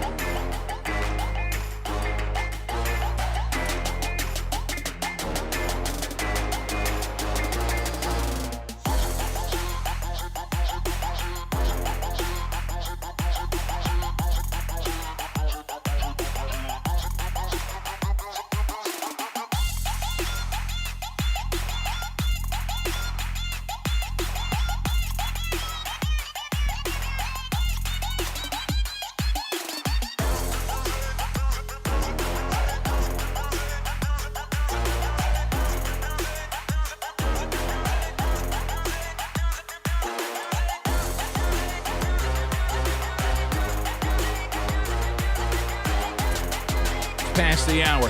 Rick and Bubba show from the Broadcast Plaza in Teleport. Speedy, the real Greg Burgess, Helmsy, Eddie Van Adler. The gang is all here as we start a brand new hour. And we're taking your phone calls to start the hour at 866-WE-BE-BIG.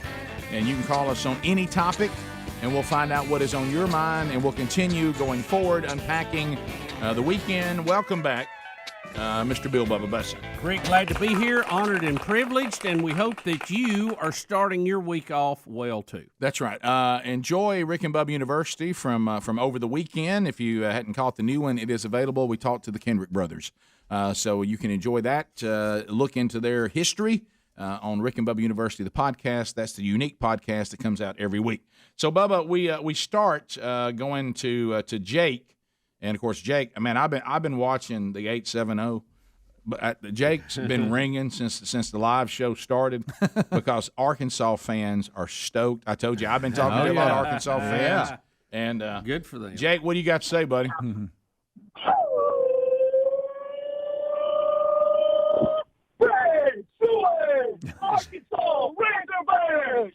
Arkansas Razorbacks. Wow. So Jake, how good does it feel to be able to do an enthusiastic suey? They're gone. Oh, they're gone. They call the hogs and they move right on out. You know, all they wanted to do. But that's good, man. I tell you what, they're playing inspired football. We'll see how it goes. Of course, he probably hated the hire when Sam Pittman was brought on. Oh yeah, probably did. Probably did. Yeah, You know, it's. I don't know the full story behind the scenes why that has turned into such a good fit, but it's working for them right now. And I know they've had a couple of years they were really down. How long has he been? Has he just been there 2 years? Second year. It's his second year. So the talent evidently has always been there because he hasn't had time to recruit and get his guys in there. So this truly is a coaching deal. He's taking players that somebody else couldn't get it done with, and he's getting it done. Yeah, and maybe he's found a better scheme for what they have. But I think what he's doing most of all, and we undersell this. We think it's all about X's and O's and 5 stars, and you certainly got to have players at college. Yeah, you do. But everybody's got players now. Yeah. The question is, do you have anybody that gets the most out of them? Yeah, Bubba mentioned that too. The motivation. Yeah, of you got to get the most out of them. them. Right. They're buying into whatever he's selling for sure. Sure. Well, he, I just think for as a fit, physically he looks like he ought to be the Hogs coach. You know what I mean? He's just a big old bodied, guy, and like I said, he's one of us. In the story we did last week, if you guessed what he was doing based off his physical look, you guess that he runs a pit barbecue. Absolutely. I mean, that's so that fits right in with the hogs. I bet he can too. I bet he can cook. I bet he can eat too. Let's go to Flip in Tennessee. Got a big noggin like me. Sure. Flip, how you doing, buddy? Neighbors, I'm doing fine. Y'all all right? We're good. You're doing great.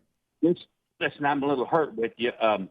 Y'all forgot to mention the award that Tennessee got this week. It's the Bob Hope Honorable Mention. The inscription on it says, "Thanks for the memories." So what happened with Tennessee this week? They played Florida. Yeah. Florida's got a good football. They do. They Ugly? really do. Was it ugly? Well, I mean, it wasn't. You never thought, man, Tennessee's into this. Right. You know what I mean? Yeah. Like Florida could have probably beat them a little worse than they did, but it was. Did Florida go back to rotating quarterbacks, or they stay with 5? They stayed with 5. Okay. Yeah. Hey, I think the other one's hurt. That's the reason they don't have a choice at the moment. Mm-hmm. But I don't think the other guy, if he comes back healthy, I don't know if you can put him back in. So after what this kid's doing. The hamstring's still not there. Okay. No. So let's armchair quarterback Tennessee just a minute. We're obviously them and Florida when they used to play. It was a national game. It was on national TV if it was in the afternoon or not. And Florida is working its way back. Tennessee has still kind of been mediocre. Somebody said they're trying to hire Pittman away from Arkansas. All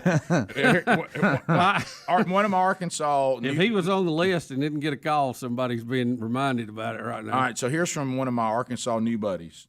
He says, we refer to Coach Pittman as Boss Hog. That's good. So, on so many levels, that's good. But I really wish Tennessee was better. I mean, the conference is better. They don't have to be national champs, but they got to be a threat. I want Tennessee to be better. I want Miami to be better. I want USC to be better. Nebraska to be better. Nebraska. Thank you. I would say 100%. Nebraska and Tennessee 111, are the two that I'm pulling for to get better. Am I okay better. with 111? Yes. I want a 111. It means one up from 110%. Okay, So when people say 100, give 110%, what they're saying is I'm gonna give a 1% more than that. 111. Even though you can't give more than You 100. can't. But you anyway, can't give 110. That's always bothered me. That always too. bothered me too. Yeah. 100's all there is. But anyway, so I mean, Well, and how many people really give 100? Thank you. Let's just try. That's why shoot Rick, for there is 110 an and land on exception. 100. There is an exception with angular momentum. You can go faster than your engines will guide you, so that puts you above 100. So anyway, that's a small reference, though. Right. Probably. Yeah, of course, I've looked at our engine. Probably not. Say. All right. So let's go to Auburn. How about this? I think the fact that somebody from Auburn is going by anonymous, this may be about the whole fan base. Yeah. No one wants their name right now. Anonymous, go ahead. Well, Green Acres over here. Hey, thank you, buddy. Go ahead. I entered the fan base transfer portal after that embarrassing performance that happened Saturday. But I heard now you can get sideline tickets and you get to call about 2 plays for $60. Guys, it's one game. I mean, where's all the we're proud of our team because we almost won. Yeah, it was a good crowd, though. I mean, it was a great day for football. They were coming off the Wednesday game. It was the weather was good.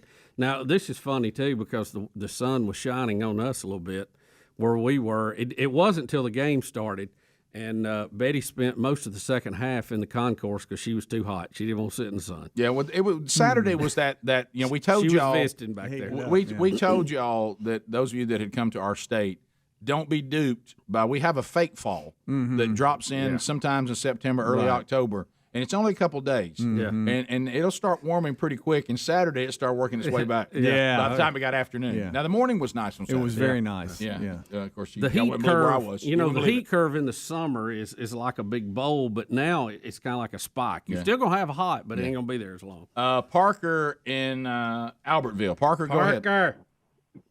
Holly Roll. Holly Roll. Looking good. Fellas, how y'all doing this morning? Fantastic. Fired up. Ready. Excellent.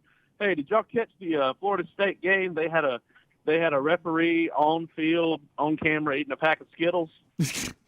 Well, I mean, a lot of running out there. You don't want to get your blood sugar too low, not be able to make the call. I don't think that's that odd, me personally. I think he felt like the Florida State fans I might as well eat some Skittles. Yeah. I mean, But you're probably right. He has a little condition.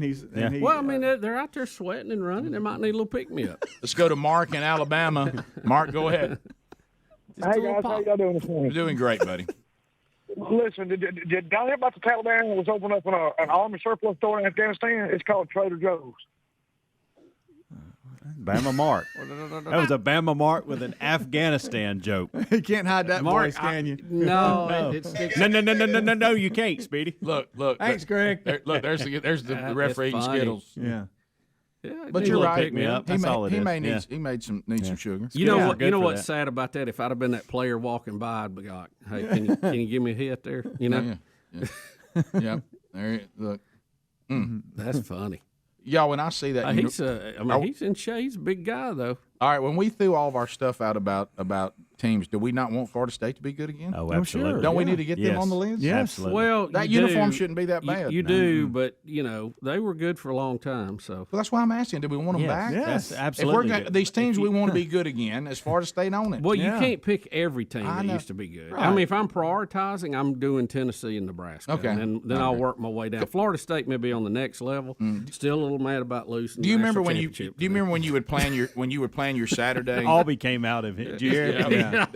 Still a little sore about that last. But how about this? When you used to hear Alabama Tennessee plays at 2:30. Oh yeah. It's October, baby. Hey, third weekend October was huge. Do you realize how meaningless that game is now? How about USC? I mean, nobody talks about them. Yeah, I anymore. brought them up a minute ago. Okay, I missed it. That's who they need to be. All right, Them yes. and Miami both. They've got to be in it. If I had to pick which one of those two I wanted to be good again, I would pick USC. If I couldn't have them in Miami. Now, I like USC, but when they were good, it was aggravating because they never played anybody much on the East Coast. You had to stay up late to see them play, and they got in that Pac-12 out there, and nobody could ever knock them off. I know. You know? Yeah. They can now. Now is when they need to be good because you got Oregon to deal with, and they went away. Yeah. All right, we'll come back. A couple things in the NFL, too, and we got some big moments there as we break down the football weekend. We'll continue with some of your phone calls again coming up. Also, Max Lucado on the program later today. 866-WE-BE-BIG is our number. More Rick and Bubba right after this. Rick and Bubba, Rick and Bubba.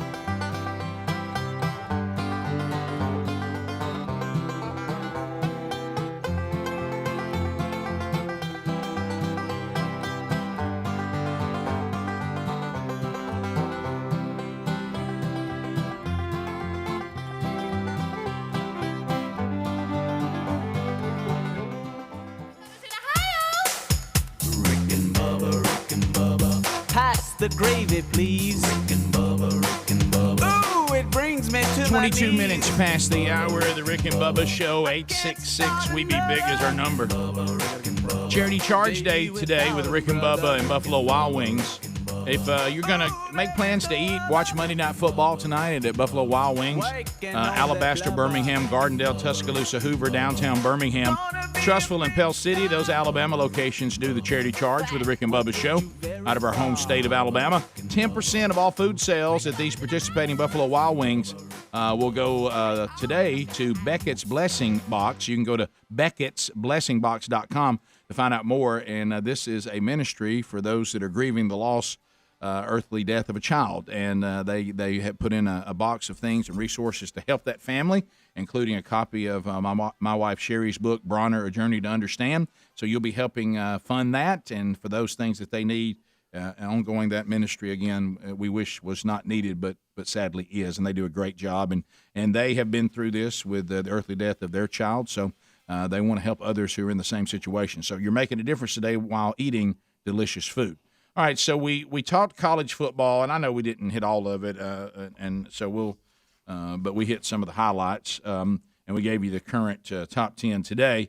NFL, some big stories over the weekend. If you watch the NFL, and none any bigger than a 66-yard field goal for the win, a new record, and this is. Can I do audio or no? I know. No, he's going. Go ahead. Kind of hit or miss. Yeah. Courtesy of the NFL. On its way. It bounces off the crossbar, and it's good. Oh my! Oh my goodness! Oh my! Did that just happen, Greg? Baltimore Ravens, Justin Tucker. 66-yard field goal for the win, and it hits the bar and bounces. Yeah. I mean, 66 yards. You know, if you're the Lions, you think, well, we just we can't buy one. No. That, kicking off the turf, kicking indoors obviously helps, but that is a long, long way to kick a field goal. Yeah, 66 yards. So is that's the walking dog now, right? Yeah, that is the new record. That's the new record. And we're having a lot of kicks, in the high 50s now. So, I mean, there's poor old Detroit. All right, so in 1970, when Tom Dempsey hit his 63-yard field goal, the New Orleans Saints were playing the Lions and beat them in that game. And then now you got Tucker's 66-yard field goal that beats them at the end of regulation, and you think the Lions are like, oh, we've got this one, and then they get beat. It was just disbelief from everybody. Well, that's the fact that it hit the crossbar made it even more thrilling. When you see the other team lining up for a 66-yard field goal attempt, you have to feel good. Right. If you go, they might make it, but right. Don't focus on the ball. Focus on the Lions stands behind them, the fans in the stands behind them. They're all like, "Oh, you're kidding me! This really? They can't." It's just some total of them disbelief. jumped up when it hit the crossbar. Total disbelief, and it went straight up in Look the air. Look at all the hands on the head. Like, are you serious? Yeah. Watch the guy who jumps up in the air and then puts his hand right here, standing in the blue shirt. Yeah. Watch him. He gets ready to celebrate. Oh, blue shirt right there. And he's got his hands up. Oh, you're kidding me. All of them are like, no. They tried to award Calvin Johnson with something, and the ownership tried to do it, and they were booing so loud you could hardly even hear the owner talk. Yeah, they were putting him in the Ring of Honor or whatever it is they do there at Detroit. Yeah. And then Gus Johnson had a call, and Helmsy, I'm Love thinking Gus. of you. Gus. He's your favorite. Yeah. So the Jacksonville Jaguars are playing, I think it was Arizona, and Arizona tried a 68-yard field goal. And they put. Are you saying gold? He does this. He does this. Rick, I actually said this to him a few months ago. Field goal. But he does. Okay. He says it as GOLD. He knows what he means, but I know you don't. Yeah, sorry. We've I'm talked a about D-adder. We've actually talked about that. Can I tell you, I let it go twice? No. Yeah. Rick, this is something that's been on me for 3 or 4 years. Okay. And then I finally said something a couple months ago, and he said, really, am I doing that? I said, I look, I know it. you know how to spell it. Yeah. But you're saying gold, so like I'm gold a and silver. D-adder. Yeah, I'll tell you another one. It's the only one you do it, though. When you run out of the field of play on the side of the field, how do you say that? I'm sorry? On football, when you go out of bounds? Yeah. So people don't say that word. What do they either. say? Bounds? I put a D on the end of that one. Do you really? Yeah. I didn't mean to, but. Well, out of bounds. Yeah.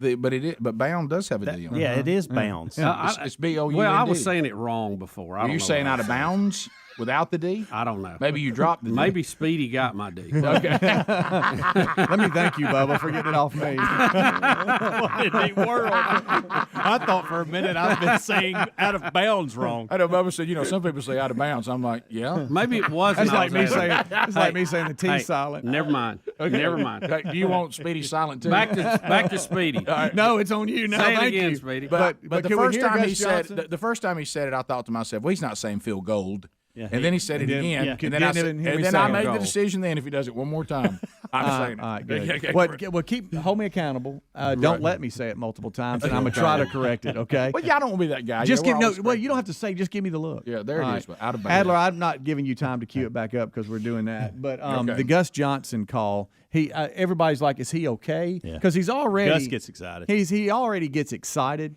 But this is the attempt, and they put somebody in the end zone to see if if it's short, Well, sure. they'll run it back. And this is a 68-yard attempt. Can we try 68 yards? Got it up. And short. Agnew brings it out of the end zone. Agnew still running. Agnew down the sideline. Agnew. Touchdown, Jacksonville. 109 yards. Incredible. Courtesy of the NFL.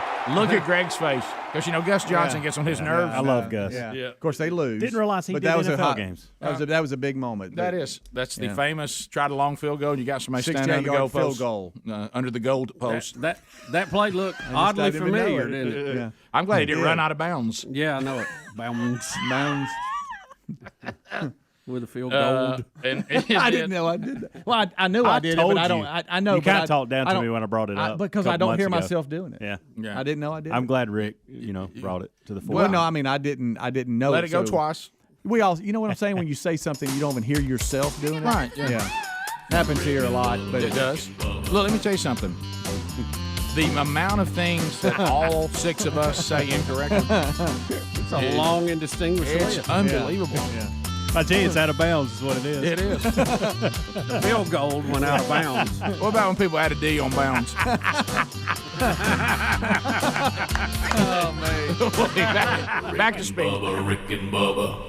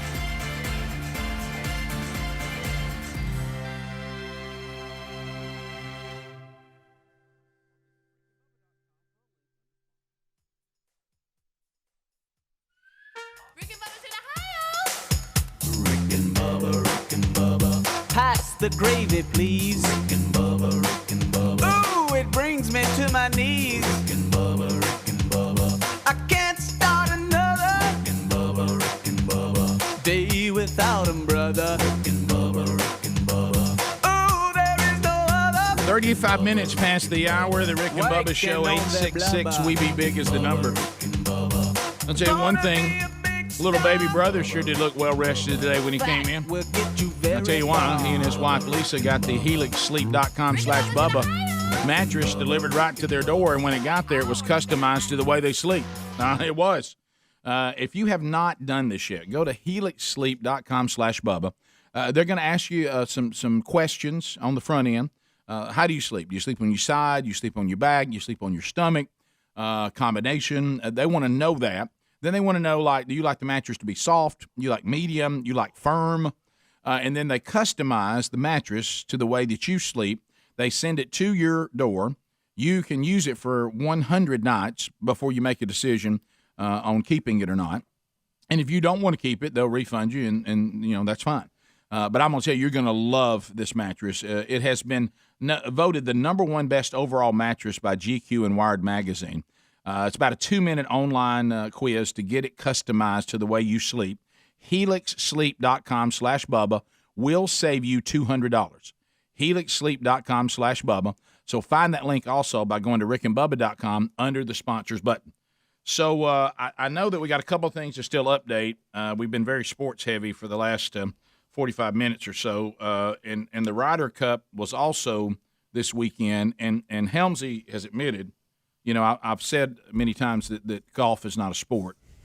It's an incredible skilled activity, and requires incredible skill. It does, which is why I could never play it, because I don't have the discipline, and I'll just call that, to devote the time to it to be good at it. Which means I can never enjoy it, because I couldn't enjoy it because I'm not good at it. And so because you have to, I would think to enjoy golf you'd have to be good at it, and I think I would enjoy it. Yeah. But again, I have said all the time, I've said it at many men's gatherings, it usually gets a big laugh because I'm talking about that men are usually an expert on everything that they deem of value or that they love. And I run the list, and I get to golf, and I say, golf is not a sport. And they laugh, and I said, no, it requires incredible skill, but here's why golf is not a sport. Because you can drink alcohol and continue to play it. And at Baptist churches, they don't know whether to laugh or not. Sure, but I mean, if you can do something while drinking beer or alcohol, it's not a sport. Well, the USA Ryder Cup team helped your argument this weekend. Okay. And I sent Adler the video. I'm not sure if he can play it or not, but Justin Thomas and Daniel Berger prior exactly to. What I'm talking and we need, if we can do the audio, can we do the audio, Adler? It's a phenomenal scene that's going on here prior to them teeing off on #1. Here they go. So they're chugging beers that the fans threw to them. So you would never see that before kickoff. You just wouldn't see that. You wouldn't. You would not. Yeah, you wouldn't see a pitcher chug one back and get ready. Well, maybe back in the old days. Yeah. But I mean, so there they are drinking beer, chugging beer before they start. Yes. So that's not a sport. It's incredible skill. That certainly doesn't help my argument against what you're saying. Right. But so I'm just going to leave it alone. Well, but keep in mind, I wish everybody misses that I'm saying that it requires incredible skill. I know. Yeah. And a lot of golf fans appreciate that. But I immediately thought of you when I saw this. When we say golf and PGA, I know that's where you land. Say I it wish again? when we talk about golf or the PGA, I know that's where you land about golf. I'd like to move past that if we could. Sure. And just them drinking beer, I can't let that go. No. The fact we beat them 19-9, which we had to get 14.5 points to win. And we blow them out 19-9. Now you saying we? The USA. Yeah. Oh, okay. I'm not from you know Europe. how he is about I didn't know. I just thought you. I'm not from Europe. Speedy. So I just thought you were on the team. I thought you were on the team. I thought, my gosh. Speedy, it was us. I was we as pulling for us Americans, when I was watching. You know what I was going to say? My gosh, Speedy's weekend trumps everybody. He played for the Ryder Cup. I think I'm done today. I think. And that was his gold to get on the team. It was to his point. I'm done to today. Speedy's point. My goodness. I'll even help you. What? I said out of bounds. That's what it used to be with an S on it. I knew I said it something funny. It is out of It bounds. is out of It bounds. is out of bounds. Well, who Bubba. was it told Would me you I wasn't please saying it stop right? with that one? Well, you continue to help me. You don't say that he ran out of bound. There was something I was saying. There it wrong. is. Never mind. Bubba, we even Bubba, flashed that up there a minute ago. Bubba, I think you're saying it right, and you did. Somebody's convincing you're I saying it know. wrong. Well, I say so many things wrong. I believe. Right. Yeah, you're right. Sure. Understood. So, Sorry, but what y'all saying is, Rick, Team USA beat Team Europe. Yes, and that usually doesn't happen. It's Right. been a while. Yeah.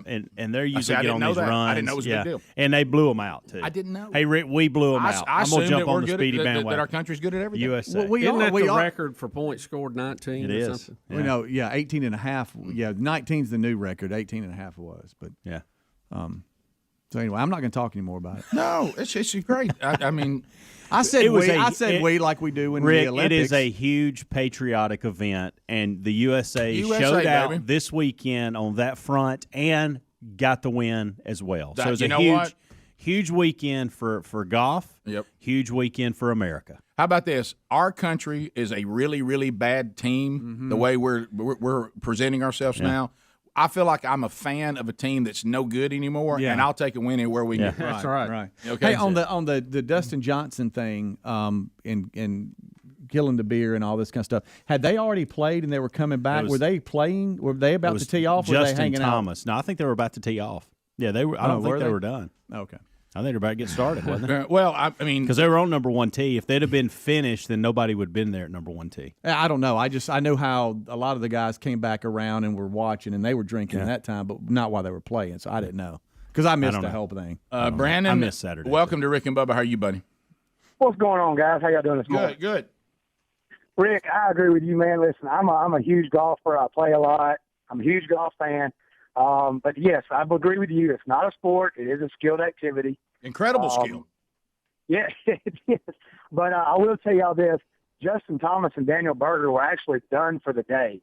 They played Saturday morning in their session, and they were not playing Saturday afternoon. They sat out. So they came out. They sat out. They came out. They were getting the crowd pumped up for the afternoon session, and the fans threw them the beer, and that's when they chugged them. So once again, we don't know what we're talking Well, here's about, what I'm saying. My experience, and it was good to see this. It's like it represented my experience with golfers who drink and play are not pros. They're the people that I've seen playing, around the course. Yeah. And of course, another reason that it's not a sport is unathletic people can still do it. But it requires incredible skill. Incredible skill. Yeah. No doubt. Yeah. Thanks, man. And I'll tell you what, I'll take it over soccer. All day long. Yeah. Oh, yeah. All day long. And twice on Sunday. I'll sit down. Somebody said, Rick, today you got to pick I'll say, hey, I'll watch golf all day long. Even when they give me the shot of the sky and I can't find the ball. By the way, that's gotten better. The coverage has gotten better. But in the old days, you couldn't find the ball. Oh, I know. I mean, they've got it now where they do a pretty good job. Well, they got those graphics that show you where it went. Bubba, a couple things that you would like about this. It does appear for the moment, okay, and again, they're caught up in the patriotic weekend. It does seem that DeChambeau and Koepka have kind of made amends. Well, that's it looks like the captain put them in a room and said, y'all figure this out before we start. And they were even hugging after it was over. Now I don't know how long that's going to last, but and DeChambeau, Bubba, was driving greens. Oh yeah. On the first hole, he drove a par 4, and the crowd went nuts. And then at one moment, he had a really cool interaction with the crowd. Another par 4, and I don't know which hole it was, but he put his driver back in the bag, and the crowd went kind of sighed like, oh, because they didn't think. Right. He pulls out a 3-wood, and he goes, hey, y'all calm down. I'm still going for the green. And he hits it far enough that it would have made it up there. Matter of fact, if he would have hit his driver, he would have flew it over it. Yeah. But the hack he takes at the ball is unbelievable. I don't know how he's not breaking and pulling muscles. Yeah, if he'd just go ahead and let loose on his swing, we might see what he could really do. Yeah. Rusty and Huntsville. That'll catch up with you, though. Yeah, Rusty, go ahead. Hey, I want to get you guys' opinion on if rodeo is a sport or a skilled activity. I'd like to hear you talk about it for just a second. And then if you give me a little grace, I'd like to catch up on the back end of a conversation from last week with old rock bands. Could y'all talk a little bit about the old Mr. Lucky days? I appreciate it. Have a good day. Oh, well, that's how did rodeo and Mr. Lucky get in the He was wanting to know. First of all, rodeo is not a sport; it's a dare. Okay, right. And so let me solve that for you right now. But you got to be athletic to stay on that. You got to be a little crazy. That's a daredevil. Yes. Okay, that's like saying it's Evel Knievel, an athlete. Yeah. He's a daredevil. It's a different category. I don't really know what to say about it. So what all do you have, Rick? You have daredevils, you have skilled activities, and then sports, right? You know, some people have tried to get me to say that baseball isn't a sport, but I disagree because you have to athletically dive for balls and run bases. Right. So, don't think I hadn't those thought it are through. the three Don't categories. think I hadn't thought it through. So that's it. You have sports, skilled activities, and then daredevil. And so as far as rodeo goes, because I know there's more than just communist bull riding. plots. Don't forget communist plots. Communist So plot. bull riding would fall in the daredevil, but like calf roping, that's a skilled activity. It is. Okay. Yeah. Barrel racing, skilled activity. Skilled activity, not a sport. All You know why? Because Because you're riding a horse. I know. I mean, the horse is doing it. Horse racing is not a sport. It's a skilled. It's a daredevil / skilled activity. Yeah. Well, to your point, what about horseshoes? Not a sport. Is that a skilled activity? That's a skilled activity. Yeah. Again, I've seen people not just drink playing that, but be completely drunk. What about riding your bike long distances? No, that's not a sport. I'm asking you for your interpretation. That's a skilled activity. I mean, you can't drink beer and do it. I've seen people do it. It doesn't end well. Not at the pro level. It doesn't end well. Yeah, I mean, anything I could do as a child is not a sport. I rode my bike a long way as a kid to Miss Taylor's grocery. Rick and Bubba, Rick and Bubba.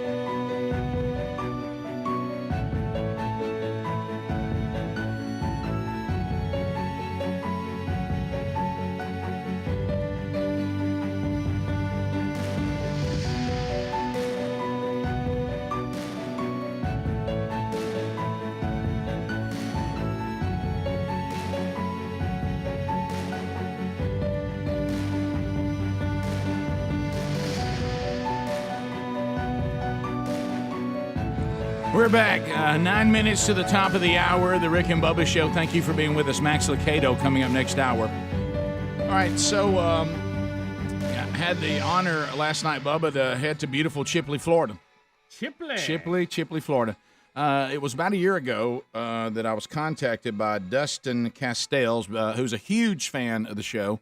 And a lot of the folks there listen to us on News Talk 103.9 out of Dothan, actually. And then, of course, a lot of them are podcast guys and also streaming app, and got to meet even some of the ladies that were working the men's event. And a lot of Rick and Bubba there. That's a good area for us. And so thank you for the hospitality. But, when you're getting ready to go, and we've been out on the road making it happen, and I get a text from Bones earlier in the day, because normally when the show travels, if we need to use an airplane, or if we go, and we've been using the same service for a while, Oscar Kent and Planeworks, they lease out to private planes, and we've mainly been using the same one 90-something% of the time. And it's a Citation jet, so that's the small jet, and baby, you can get there, get back. It's no nonsense.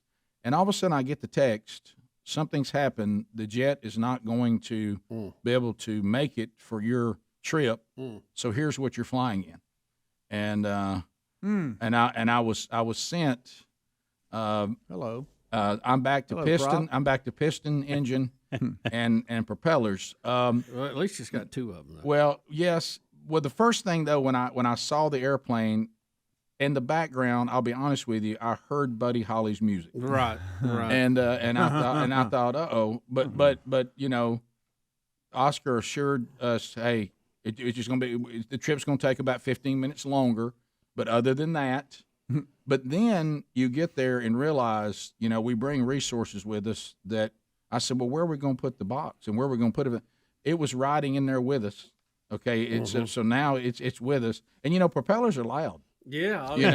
And then there were things like when you get in the jet, like it looks like one of those kind of doors that when you get on a commercial airline. Right. But in here, like I've got the door handle next to me as I ride, and I'm like, should I be able to open the door? That doesn't feel that doesn't feel right. But it was a beautiful day, so that was good, and it was interesting because Lee Moore, who works with themanchurch.com, he got a little shook up on what we call our Cleveland, Tennessee trip incident. And that's the one that we got in the storm a little bit.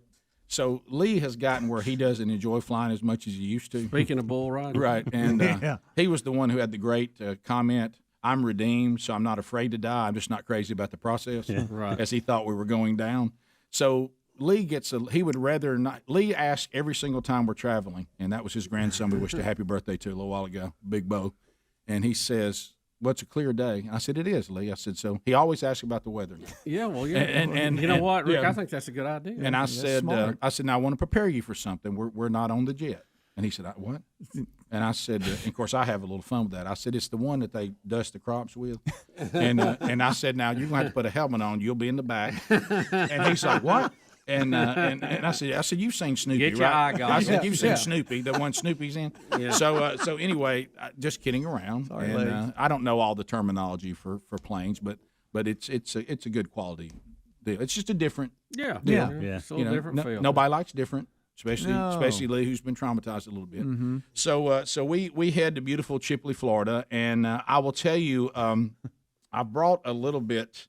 And I hate that it sounds like that basically instead of me traveling around and speaking and advancing the kingdom of God, it almost comes across as I'm traveling around eating food and telling you about it. Right. So I want you to know there's a lot more that happens than the food. But you're eating good, Rick. Bubba. So anyway, I start hearing, because there's always, I hate to say that, there's always the question, so what do we eat? And they had like 600 plus men.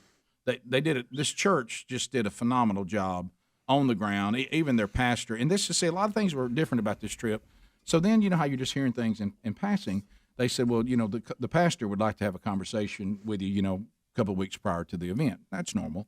You want to vet out if you're going to let somebody come speak that you don't know that much about. Right. And the pastor was somewhat aware of the show, but he didn't know anything about me speaking, and he's trying to make sure that he's protecting that pulpit as he should. But then they say, so can you set up a conversation with our pastor? I said, yeah, and I'm writing his name down. Yeah, our pastor is Mike Orr. I said, Michael Orr is your pastor? And they said, no, Mike Orr. And I said, Blindside? And they're like, no, just the pastor. Because then I heard that, and I was like, so Pastor Mike Orr, who I had the pleasure of talking to, and he was an incredible host, and so but I hate that. Look, I know. Don't think that we're doing better about always talking about food, but Henry Stone decided that, and I'm just going to tell y'all this straight up, and y'all about to be mad with me, okay? And I apologize. Yeah, because this is one of my favorite things, Rick, and I was pretty frustrated when you walked in. Dustin Castiles and his family made the homemade oatmeal pies. I wish Nick Saban could have one of these. Yeah. He wouldn't need but because these oatmeal pies that he loves from Little Debbie. Eats 2 a morning, Rick. These are homemade. So the oatmeal cookies are homemade, and the cream inside is homemade. They're so thick. The commercial ones you buy are not that thick. So there were these kind of things. You bite them and your head tickles. So I brought some of those, and that's gonna. But here's where y'all gonna kind of be upset with me.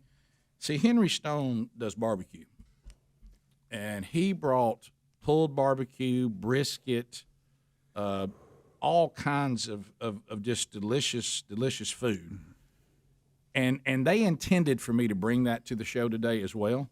What our leftovers were, but I'm on my own this week. Sherry is on a mission trip, and I kept it for myself at the house. I'm just going to be straight up. So Henry, so you brought it back, but you kept it at home. I wish we could sample it. So Henry, sorry guys, Henry. But Henry, I contacted young Broderick, my youngest son, and who lives about 7 minutes from me. I said, Monday Night Football tonight, and I have got a spread. Ooh. And so you're the cowboy. So we're going to sit down and enjoy the leftovers from here. I apologize. I thought you were going to say, guys, we didn't have enough room on the plane. I couldn't bring it back. You brought it back. The reason why I say that is because y'all may be asked if somebody from Chipley sees y'all and says, because there's a big fan base there. If they want to ship some directly to us, we will take it. So Henry, thank you for the outstanding food and for a great event. I told the guys, I said, I saw something last night that you don't see enough. I think I actually saw a really healthy local church. Very healthy. And a healthy men's ministry there, which is abnormal, but credit to everybody there. Top of the hour, we'll be back. Rick and Bubba.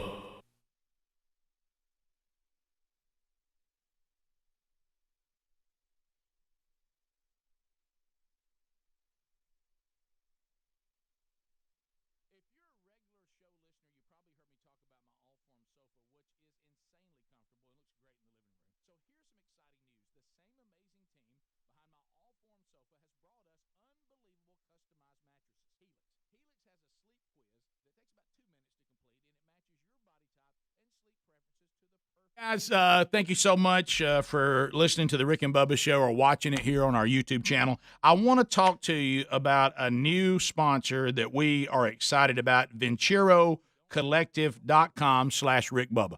Go there right now. These collectibles are fantastic. That's going to get you 15% off. Look here. I've got one of the watches. They have sunglasses. They have watches. They've got all kinds of really cool stuff. But when you take the stuff out, this is the watch that I ordered, and the minute that I unpacked it and I took it out of the cool packaging, you can just feel the weight of this. That this is high quality stuff. They make their own stuff.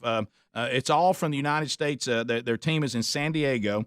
Everything is designed in house. They source their own materials. They produce in small batches. They ship directly to your door, and you get a product that is as tried and true as you are. And their customer service is second to no one. Now, go to the Venturo collection right now. They've got something for every walk of life. Their newly released Reserve Automatic is a refined classic watch, and it really will stand out in the office. That's more for going to the office. But then you got the Rugged Outrider, and that fits into your everyday carry-out life when you're out and doing what you got to do. Say you're working hard, you got a watch, you want to be a little more rugged. But they have more than watches. It's much more than that. And ladies, they've got stuff for you too.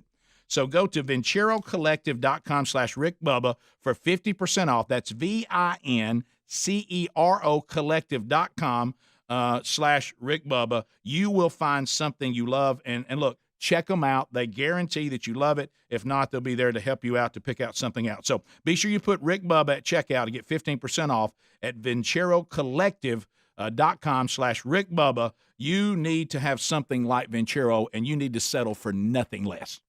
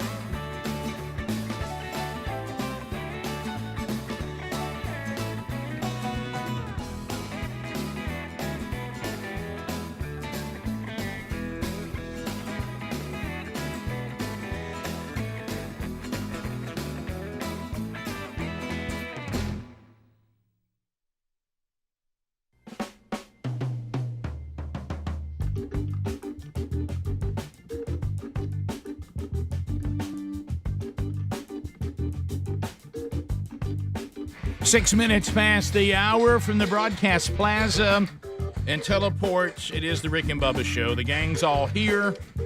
And, Bubba, we are getting excited to talk to our old friend Max Lucado. He has authored and sold 92 million copies of books in 54 languages worldwide. He's been on the New York Times bestseller list so many times. And he's even gotten into, the world like us, trying to figure out all this, social media and all that. I was looking, he's got 2.4 million followers on Facebook, 1.3 on Twitter. Instagram, 293,000. You know, those are things you add now. Yeah, Isn't that weird? That ain't too shabby. Welcome back, Max Lucado, to Rick and Bubba. How are you, Max? Hey, it's sure great to talk to you guys. I remember when you and I first started talking, social media wasn't even a conversation point. I know, isn't that Max, odd? I don't think the internet was out there when we first started talking. I'm not sure fire had been discovered. Well, Max, thank you for being with us, and we're excited to talk about.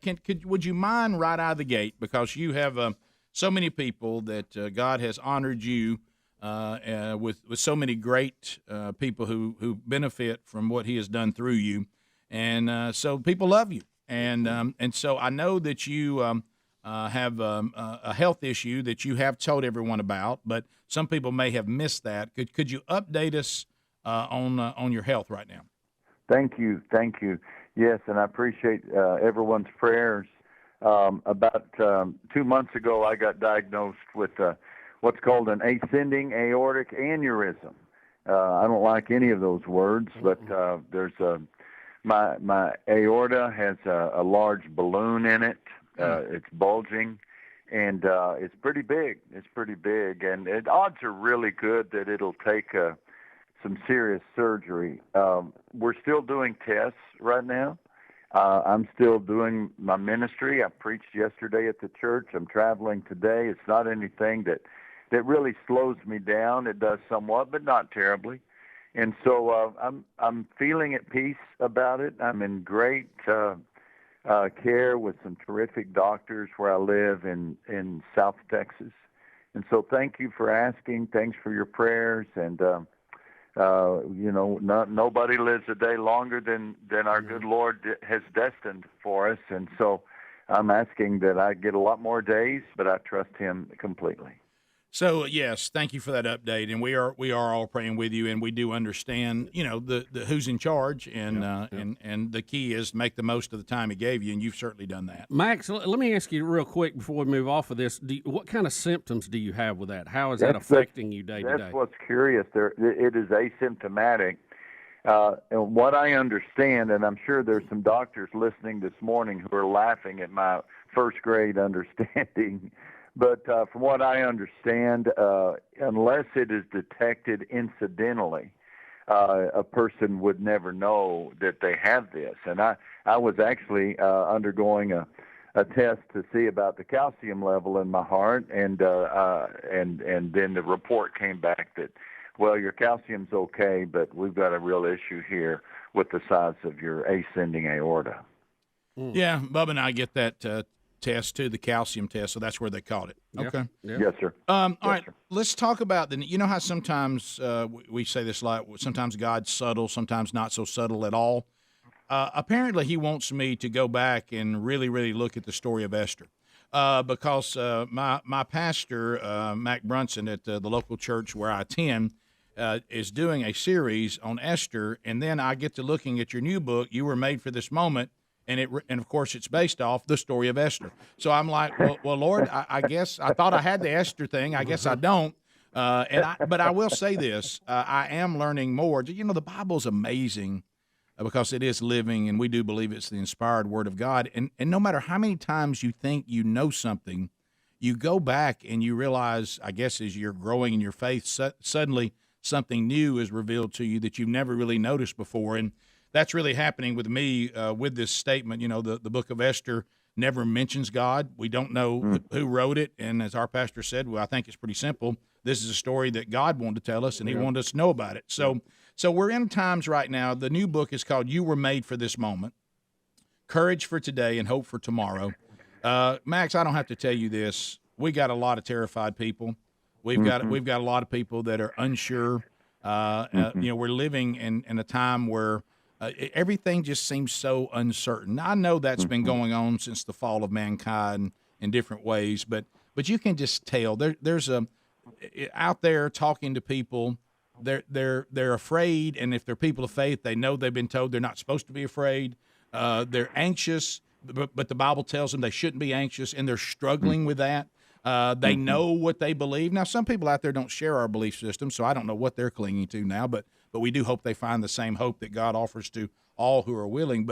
But tell us what you're hoping people take away from this book in these times? Boy, you hit the nail on the head in describing the felt need that's out there. We're wearied, we're wounded, and we're worried. We're weary from the pandemic. We're wounded by the conflict that we have in our country. And we're worried. We're worried that our kids are not going to turn out okay. We're worried about our marriages. It is a tough time. We are seeing right now anxiety at the highest level in decades, and the most tragic suicides are at the highest rate since World War II. So we've lost our balance as a people. We're really struggling. You recall, I'm a pastor. I still preach at our church, and when the pandemic was in full force, it was my turn to preach. And I asked the Lord. I said, Lord, what's the right message during a pandemic? And this idea of Esther came to my mind because it was a global crisis. The story of the Jews in ancient Persia under the rule of a despot, of a leader, Haman, who wanted to destroy them. Xerxes, the king, who was clueless and checked out. And then there's Mordecai and Esther, two Jews who had kept their Jewish ancestry a secret and yet had the opportunity to act in a way that could save their people. And then, like you say, this unique story, because God's name is not mentioned. His fingerprints are on every page. Sure. But if somebody's passing through a tough time, they know what it's like to not hear the voice of God.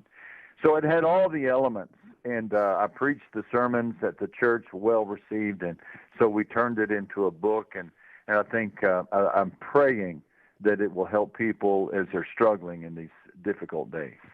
You know, one of the things that you need to get into the book, we won't be able to cover it all, that I took away, hearing it again, like I said, from my own pastor, is when you look at the way that Mordecai and Esther were living, they really didn't do what Daniel and Shadrach, Meshach, and Abednego did. They did compromise. They were hiding their Jewishness. They were eating the foods they weren't supposed to eat. My goodness, she even enters into marriage to a Gentile. That's right. Yeah, Yes. But yet God still, that's that grace and mercy again, God still used them. So you see that he uses people that you seem to go, well, they make the right decisions every time, but he still uses people who seem to be compromising and making their own decisions. No, absolutely. But boy, you're hitting the nail on the head on that story, because a lot of times we forget that initially Mordecai and Esther, they kept their faith a secret. No one could. They were so Persian in identity and language and dress and culture that one could work for the king, the other could sleep with the king, and nobody know that they were Jewish. They had compromised their faith. But then they had the equivalent of a come to Jesus moment. Yep. When Mordecai refused to bow before Haman, the anti-Semitic Jew hater. He refused to bow, and then all the game was over, and everybody then knew that he was Jewish, and then he sent that famous message to Esther. Who knows but that you have come to your place for such a time as this. And then she had to make an opportunity, and she spent 3 days in prayer and fasting, seeking the Lord's will. I know the most dramatic moment in the movies about Esther are when she's beautiful and standing before King Xerxes, hoping he'll allow her to come into his presence. I think the most dramatic are those 3 days of prayer, in which she's seeking the Lord, asking forgiveness for hiding her faith and courage for moving forward. Yeah, and one of the things I take away, no matter how many times we may become part of the culture and try to hide our faith, sooner or later God says, I'm going to force you in a situation, you're going to declare me. You're going to stand up and tell everybody who we are. The light's about to get flipped on. Right. It is. And we have the answers, and at a time like this, I think the takeaway, and I encourage people to get out and get the book, is to realize that we are in difficult times, but those of us that are part of the universal church, we're in this difficult time in order to point people to the hope that's only found in Christ. Amen. That's why we're here. If you wonder why we're here, that's why. And I think I think one of the reasons that the story of Esther, it's only 9 chapters, by the way. You can read it during your lunch break. I think the reason it's in the Bible is to tell us that God places people in certain geographical locations, in certain generations, and gives them a task.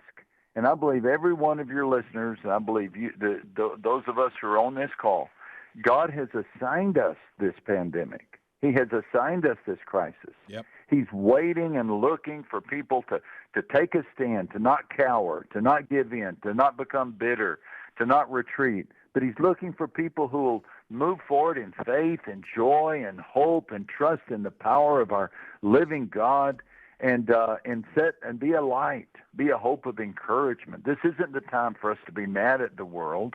This is the time for us to bring joy and hope to the world. And we were made for this moment, just like Esther was made for hers. Thank you, Max.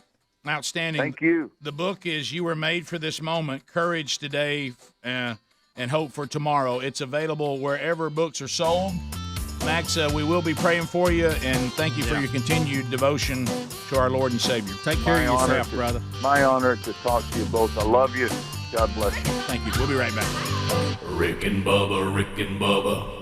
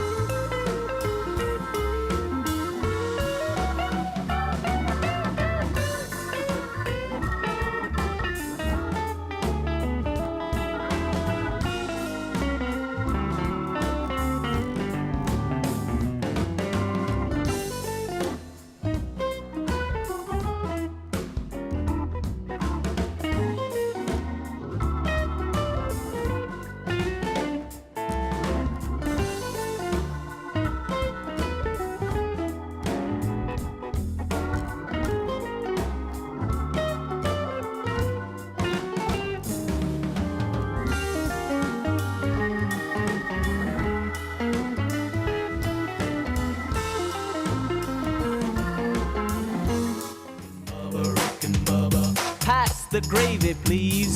23 minutes past the hour of the Rick and Bubba Show. 866 We Be Big is our number. Our thanks to Max Lucado.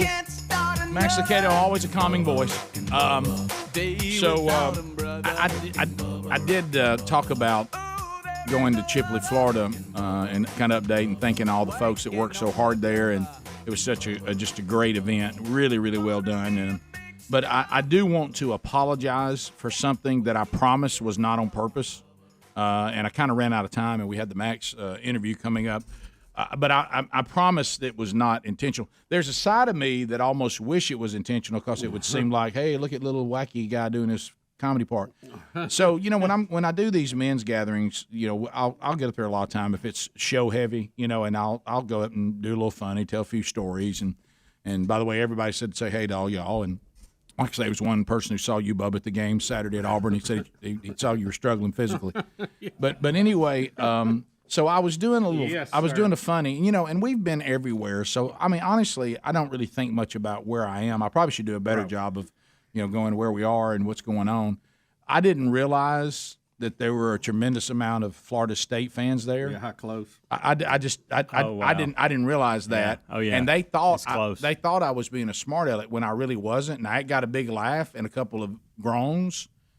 But it's just so I'm telling stories about Dad, Greg. Those stories that we tell about Dad, and these kind of coaches. If he was coaching today, be put in jail.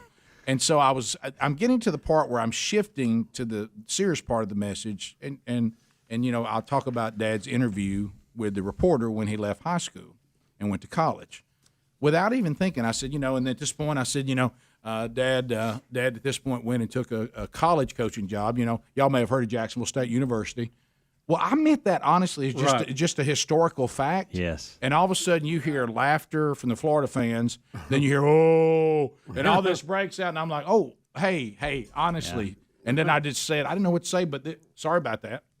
Yeah. That's all I know to say. So I think they thought I came in there toting the Jack State joke. I really didn't. I honestly was just making a historic statement. Now, looking back, I wish I had been clever enough to go, I'm going to make a Jack State joke. But honestly, that was just, I didn't mean to do that. That got a huge response. Oh, I bet it did. So I just want to apologize. And Dustin, who kind of was the one that led the way on getting me to come and speak, which I really appreciate. He's a huge supporter of our show, and he said all of our buddies. I mean, this was his quote. He said, "When Jack State beat us," he said, because all of us, and he pointed to the guys around. He said, "We're all big Florida State fans." He said, "I literally said." The entire show is going to hammer us on Monday. he said everybody in there's Jack State connection. He said we're going to get hammered by them on Monday, and I thought we were pretty nice about it. Yeah, were we? I didn't think we were. Did y'all think we didn't make a big deal about it? Did we? No. Well, it was it was a big win, and we talked about that, but it wasn't a hammering. No, and I mean he was just dreading our celebration of it. And, it's I tell you, they need to look out for now is Tennessee Martin. Yeah, I know. Since they beat Jack State. That's how it works, isn't it? Yeah, that's always how it works. So you get one of those and you go drop one. Yeah. So anyway, I just didn't want them to think that I was doing that to be ugly. Because you were just giving a historical rundown. Totally. It just happened to be the time frame a little sensitive in that area. Yeah. And also, I want to thank over the weekend, big listener of the show, Gigi. Gigi. Well, Gigi. Sherry and I went to a beautiful, beautiful wedding on Saturday night. Beautiful. And the new thing is, nobody gets married indoors anymore. And this was a seems a little risky most of the year. Yeah, but this was a beautiful day. Oh, it was beautiful, and the whole ceremony was beautiful. But because it was at a family farm, right? We had to park like at an old house in a yard, right? And then get on a bus and go up to the hill, to the top of the hill where the beautiful setup was. Well, Sherry, just left on a mission trip, and this was the night before she was leaving. So she was like, "Man, look, let's be there, but I mean, we need to. I got to get back because I got to finish this. I mean, I'm leaving in the morning, so we were going to stay for a minute of the reception, but then we got to go. We can't be for the long haul, right? So we get the bus, and the bus guy, big fan of the show, thank him so much, and we drop off at the yard where we parked, and a big old Tahoe has got everybody blocked in. The Tahoe is basically saying, y'all can all leave when we're done. And I was like, Sherry, we're blocked in. And she's like, oh, Rick, I can't be blocked. I said, hey, we're blocked in. And so it ended up being a fan of the show, and I hated to do it. But I had to go to the, I had to go to the DJ and say, hey, we got to find the big Ford Tahoe. And so it was Gigi. And her grandkids and everything. She goes, oh my gosh, I'm gonna be on the show Monday. and I, you had her blocked. I mean, and here's the thing that I love is Gigi. You had Rick too blocked. Gigi was worried that she was gonna be blocked in. No, Gigi, you blocked us all in. You weren't gonna get blocked in. You moved. Yeah, you had us all blocked in. I mean, there was no way out. So thank you for coming. And she said she was ready to go anyway. So she said this is a good way for me to tell the grandkids I'm ready to go. Right. So that worked out. Yeah. So and then thanks for the bus driver who came to get me. He said he just felt like there wasn't even anybody that needed him. He said I just felt like I need to go back over to the parking lot, and he found me there needing to run. So it all worked out. So Gigi, thank you. That's a really big Ford Tahoe you got there, and boy, it blocks a lot of area, especially in a small yard where people are parked. Bottom of the hour, we'll be back. More Rick and Bubba coming up right after this. Rick and Bubba, Rick and Bubba.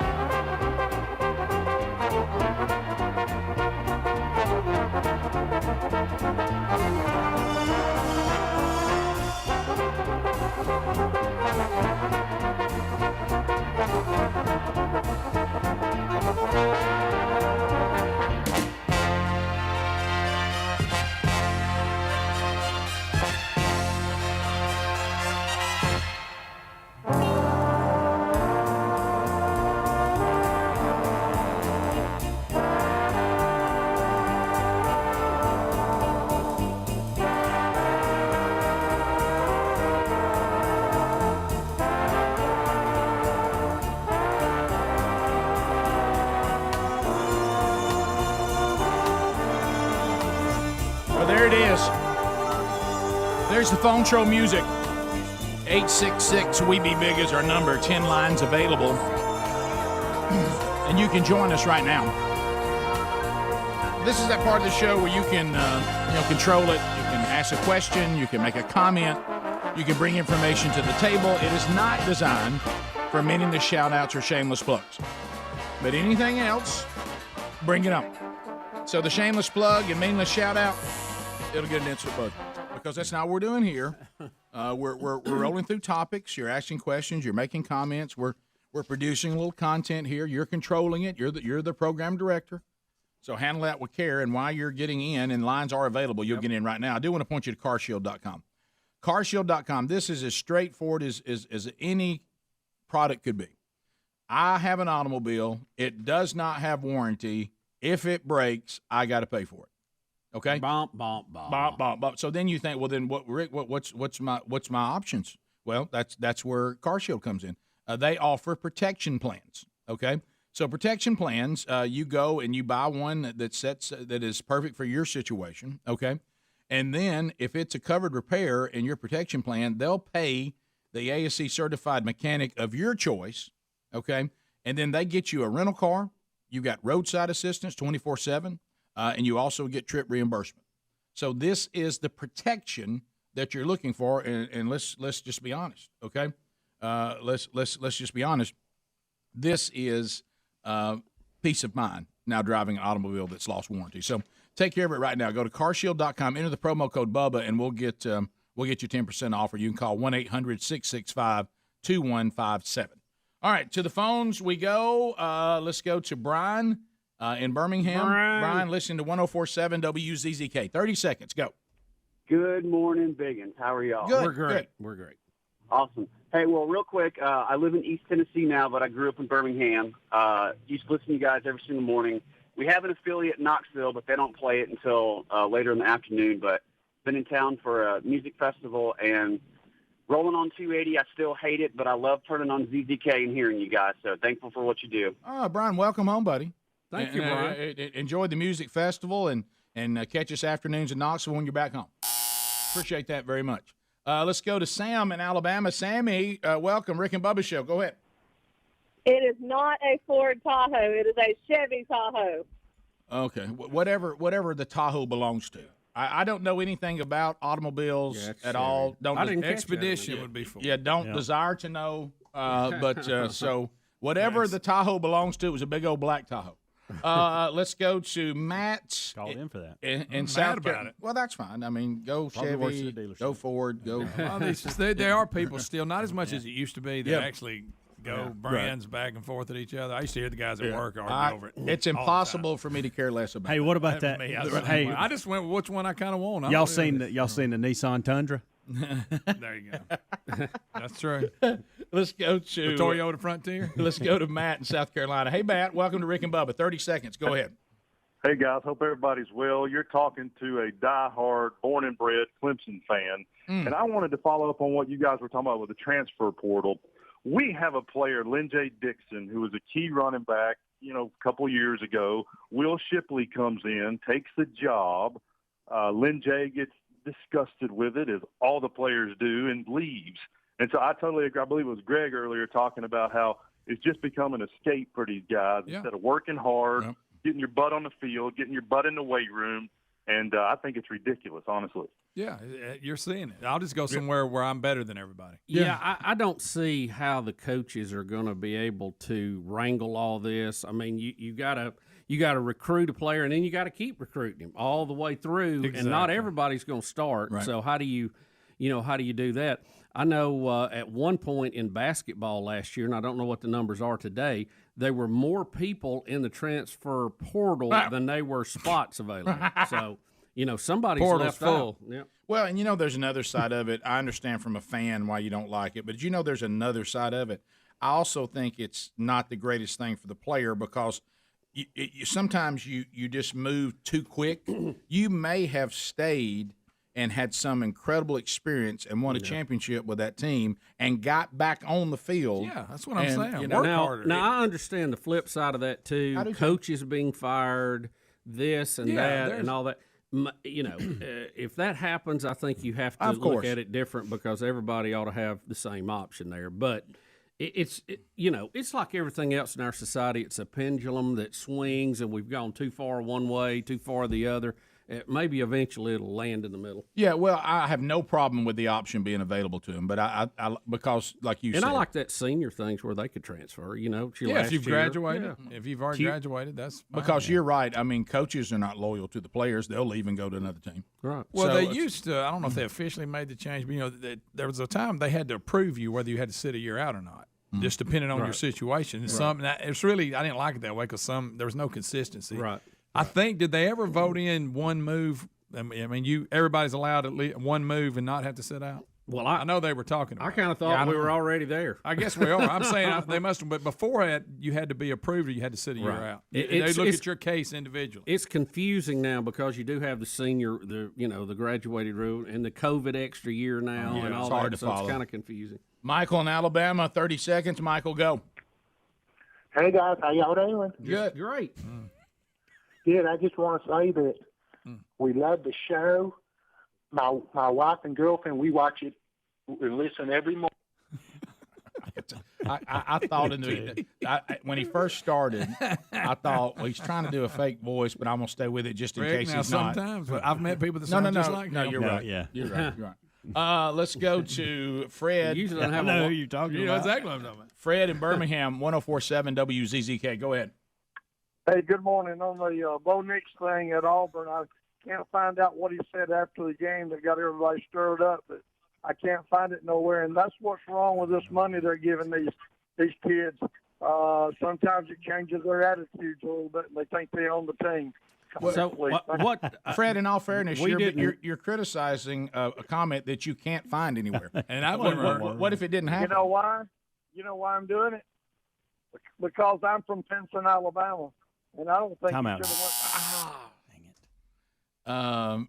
But I mean, he's from Pinson, Alabama. If you want to be critical, he's mad at Patrick for leaving. Essentially, is what he's saying.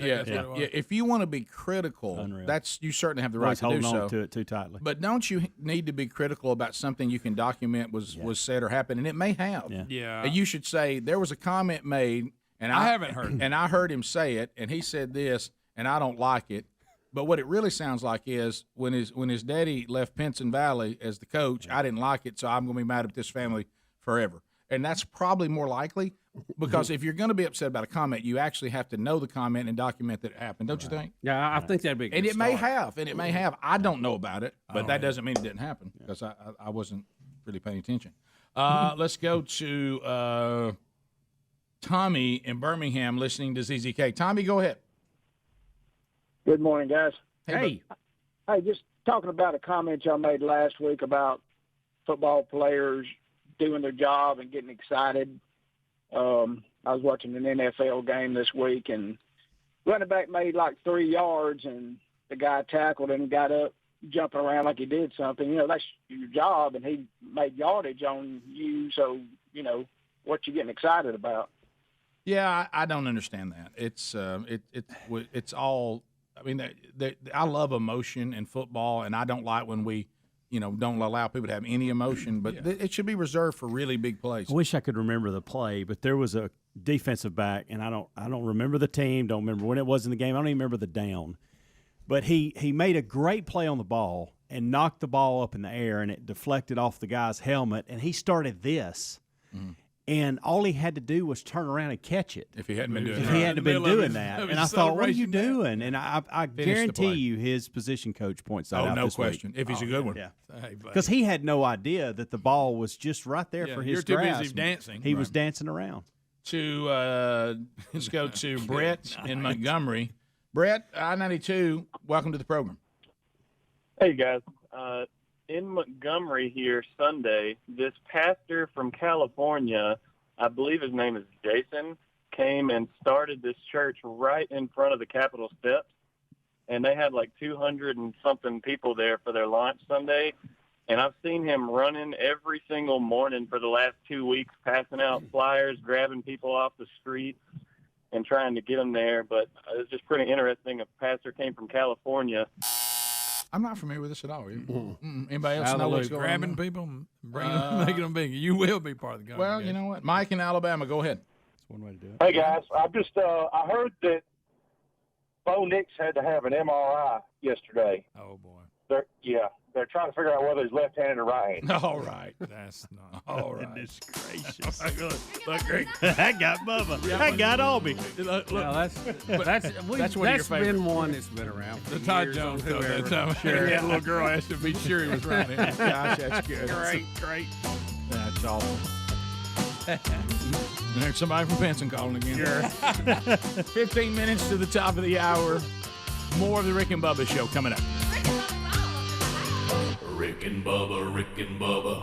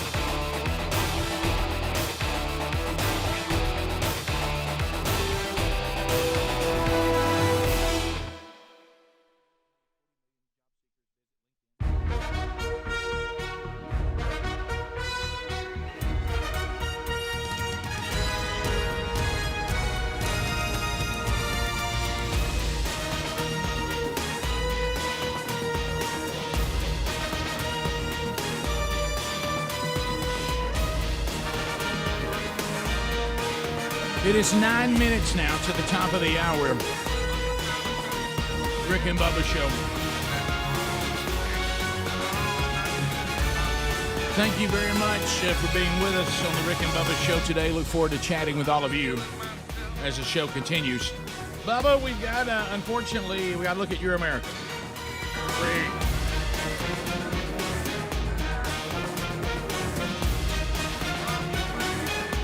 Bubba. It is hard for people to understand. We've talked about it quite a bit, that we are still trying to find our way through a pandemic, and you've got all this vaccinate. If you're unvaccinated, then we got to do this, and you got to stop, and my goodness, we got to do everything we got to do. You must stop. Well, what we don't understand is why then the border is not secure, and so we have part of the Biden administration. Now, how do you say this person's last name? Mayorkas. Mayorkas. Yeah, and this is what is D? Like what is D? That is Home Security. No, that's Human Department of Human Health and Human. Is it DHS? DHS. What does that stand for? Yeah. Department of Health Secretary. I don't know. It's Human Services or something. I don't know. Homeland Security. He's a guy you've been seeing down there on the border all the time. Department of Homeland Security. That's I went down that that makes road. sense. Yeah. Yeah. So anyway, let's go with cut one. And gosh, I realize now, Adler, you've got 4 cuts. We may be able to do all of them. Yeah. Let's go to cut one. You're gonna feel good after these. You're gonna love this, guys. He's gonna explain to us. Is it a he? Yeah. He's gonna explain to us why the. We're all over this story. Well, honestly, Greg, can I be honest with you? I know. I'm tired of all this. I'm with I don't you. keep up with this stuff. I know where you. I mean, what do any of y'all ever want to go outside ever again? Because if you watch this stuff, you just like, my gosh, there's no hope. You know what I mean? It's So God's fault. how about this? I don't sit down and just keep watching things that make me feel terrible. Well, you watch this, and with all That's the what I like it. with all the mandates for vaccines and all this, and you see this, and you just scratch your head like, what am I missing here? To your point, I laughed really hard when a guy said to me last night, I really don't want to get my news from anywhere but y'all. Oh, boy. I'm sorry to hear that. Well, you know what? We find our way You're through going to it. be really informed. Is that like that? Well, you might not feel as bad. Right. All right, so let's. You'll know there's other people struggling like you are. Director of Home Security wants us to know why the Biden administration opposes a wall. Here we go. Oh, boy. Why did you allow them in the country in the first place? Why didn't you build, forgive me, a wall or a fence to stop them from walking in this flood of people coming across the dam? It looks like a highway that allows them to cross the Rio Grande. It is the policy of this administration. We do not agree with the building of the wall. The law provides that individuals can make a claim for humanitarian relief. That is actually one of our proudest traditions. But these people sneaking are not making that demand. They're just coming on in. The proudest tradition that we have been invaded by Haiti. Right. And, Bubba, if you'd like to know how many, no problem here. We're going to get that number. Now, remember, we're in a pandemic, and if you're already that alone, you're going to be fired if you don't get a vaccine at a lot of jobs, okay, that are needed, like healthcare workers. So, but as far as if you want to know how many Haitians are in our country, been released into the country, here's our number. To answer my question directly, of the 17,400 that weren't deported back or didn't return on their own to Mexico, how many of them first, how many have been released into the U.S.? They're released on conditions, and approximately, I think it's about 10,000 or so, 12,000. Have been released? Yes. And of the 5,000 that are still in process? We will make determinations whether they will be returned to Haiti based on our public health and public interest authorities. So are we talking about a total of 12,000, or could it be even higher? It could be even higher. All right, so if you'd like to know, here comes the question, and he has asked, were they tested for COVID before being released in the U.S.? Here comes the answer. And the under the bridge has been congregating there, just mentioning COVID. What is the situation there? I know that the crowd has been dispersed. Do we know who has tested positive, if people got sick, any kind of symptoms? among this group of 15,000, you said. Yes. So we did not test that population of individuals. We do not know. I do not know. I should say, if I may be perfectly accurate, I do not know whether anyone was sick with COVID. We certainly had some individuals get sick, not specifically with COVID. All right, wait a minute. Wait a minute. Wait just a minute. So we did not test these people before we released them into the United States of America? No mandated test, no mandated vaccination, and some of them were sick.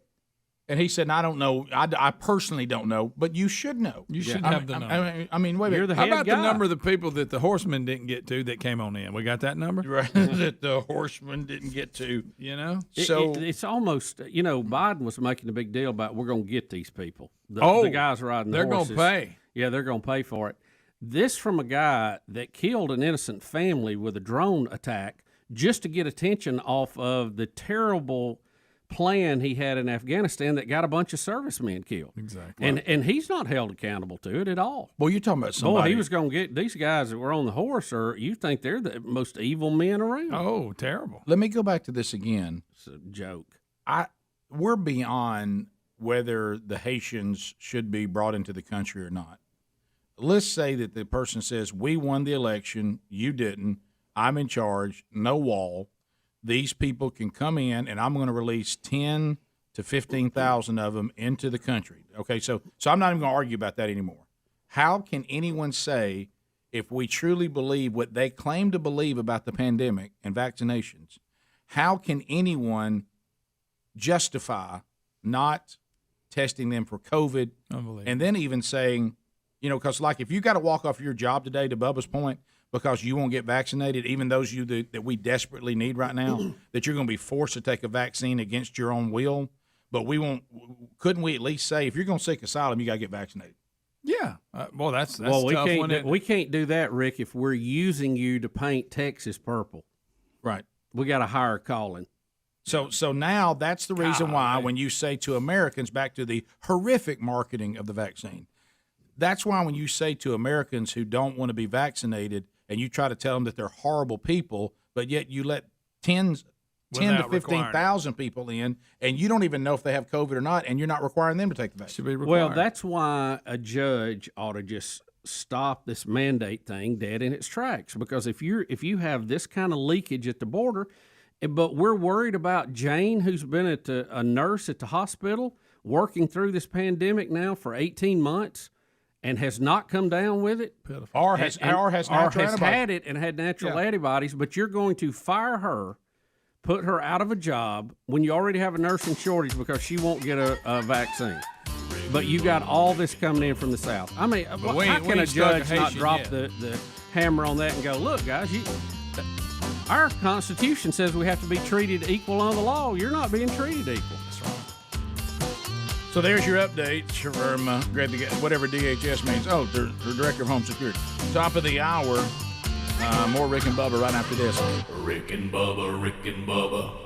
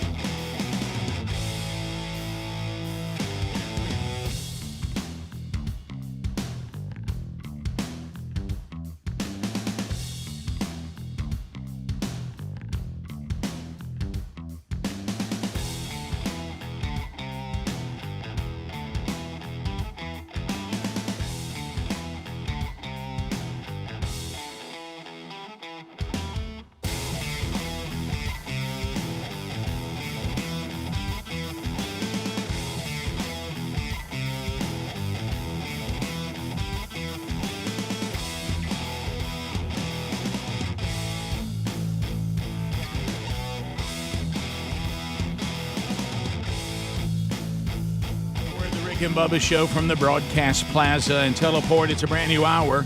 Speedy, the real Greg Burgess, Helmsy, and Eddie Van Adler, all here. It is a Rick and Bubba Charity Charge Monday at participating Buffalo Wild Wings locations, Alabaster, Birmingham, Gardendale, Tuscaloosa, Hoover, downtown Birmingham, Trussville, and Pell City. Enjoy Monday Night Football tonight at Buffalo Wild Wings location, or just go have lunch today. Whatever the case may be, 10% of the food sales today will benefit another great ministry, Beckett's Blessing Box, for those that are grieving the earthly loss of a child. And if you want to find out more about this ministry, beckettsblessingbox.com. Bubba, welcome back for a brand new hour, buddy. Rick, glad to be here. Thank all of you for tuning in. Look, I'm looking outside. So got some posters out here. Yeah, look outside the window here, and these are really good posters. You know what? I like the font on that too. I do too. You remember what it reminds me of? Big League Chew. Yes, you remember it does. Big League Chew is absolutely right, Bubba. Absolutely right. And then what they have, there's 2 golden ticket seats, and they look good. One of them with the Big League Chew font. There it is. Says we identify as being vaccinated, and so there they go. And Fauci is mad at them because he says they're from Florida. Ugh. yeah. Florida's really struggling. Their cases are only down by 35%. And then you see over here, you can't have nothing, not even golden ticket seats. I like it. I mean, you can't even have a golden ticket seat because you're stupid because of the COVID. Those are great posters, by the way. Hey, you know me. Very well done. Me and little Gwen had the COVID. I know it. Well, yeah, I saw Gary the other day. After taking horse medicine. He looks a little rough. Really? He looks a little rough. He does. Beat him down. Looks like he's been thrown down a flight. He said, "Let me tell you something. Now that COVID is serious. I mean, it's serious stuff." And of course, I said, "Well, you're going to get the vaccine after that, right?" He said, what was his thought process prior to actually getting it? What do you think? That's where I was going with it. Hey, I'm telling you, this is from the government. Hey, I tell you one thing I ain't buying in. I'm with Bubba on this one. It didn't come from no bat. Ain't nobody no eat a bat on this one. He said it came from Wuhan. Wuhan. That's what he calls it. Of course. Hey, that's Wuhan. So anyway, he looked a little rough, though. I saw him on Friday. He looked a little rough. All right, couple of other updates. Speaking of COVID, did you know that they kicked a couple of hosts off The View, and it turns out now that it was a false positive? Rick, not only that, they did it live on the air. No, I didn't know that. Yeah, I don't know if they... Now, that I didn't know. That's weird. See, it's kind of strange. Halfway through the show, yeah. I don't know if this was a little... drama? A little drama to get up some ratings because of some of the changes they've been making, but... They literally come in and tell 2 of the hosts to stand up and walk away from, and they'll tell them what it's all about in a minute. But they apparently took COVID tests before the show started, and they just got the results during the show. So now they realize, and you're right, on the air Friday, they asked them to leave because their test came back, and now all this chaos, they're saying, were caused by false positives, that they don't have it. I mean, I'm telling you. You know, it's really hard to try to manage a pandemic when your testing is kind of hit and miss. Did you see the Babylon Bee on it? No. COVID approval rating skyrockets after briefly interrupting The View. That's a good one. That is a good one. That is fantastic. they were on fire this weekend. I mean, on fire. You guys want Joy Behar supposedly reacted to it after her colleagues got taken off? Of course. I guess they got taken off during the break, and then Joy comes back with this. Is that how it happened? I guess so. Okay. This is going to be a major news story any minute now. Yeah. What happened is that Sonny and Anna both apparently tested positive for COVID. No matter how hard we try, these things happen. They probably have a breakthrough case, and they'll be okay, I'm sure, because they're both vaccinated. Of course. The wazoo, a lot of vaccines. Up the wazoo, lots of vaccines. I guess the footage that I didn't saw get mine that way. must have been during the break because the one Somebody I saw may have had it all now. 4 of them at the desk. And Yeah, I saw that. Was it during the break? It must have been. Because it looked like it was on the air. That's why I thought it was on the air when they came in. Well, anyway. Okay. It threw them off so bad that towards the end they just started taking questions from the audience because they didn't know what to do. Oh, that's good. Sounds like us. When all else fails, let's do a Q&A. Babylon B, lockdowns deemed a success as everyone is now so obese they can't fit through the door. So they're really having fun with AOC, aren't they? See, Greg, you've got me on Babylon Bee. I'm sorry, I didn't mean to. This is like music links for me. I'll never see them again. AOC weeps after learning that voting present doesn't mean she gets presents. That's pretty good.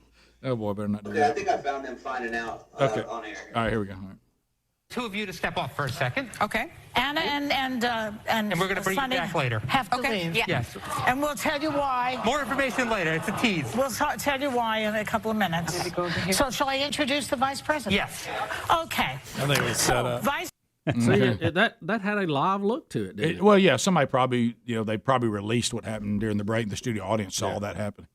So, because he's, but maybe it did. I don't know. The bottom line is there it is. Yeah. What happened? And it was a false positive. Mm-hmm. So much ado about nothing. Right. So does that mean that they need to take a look at the testing they're using? Because I think some are more accurate than others, but I don't know. I mean, this brings to question how often is the View tested, and how are they tested? Oh, I know. I mean, we got to look at our testing. Well, they're fully vaccinated. You know what I want to know? Up the wazoo.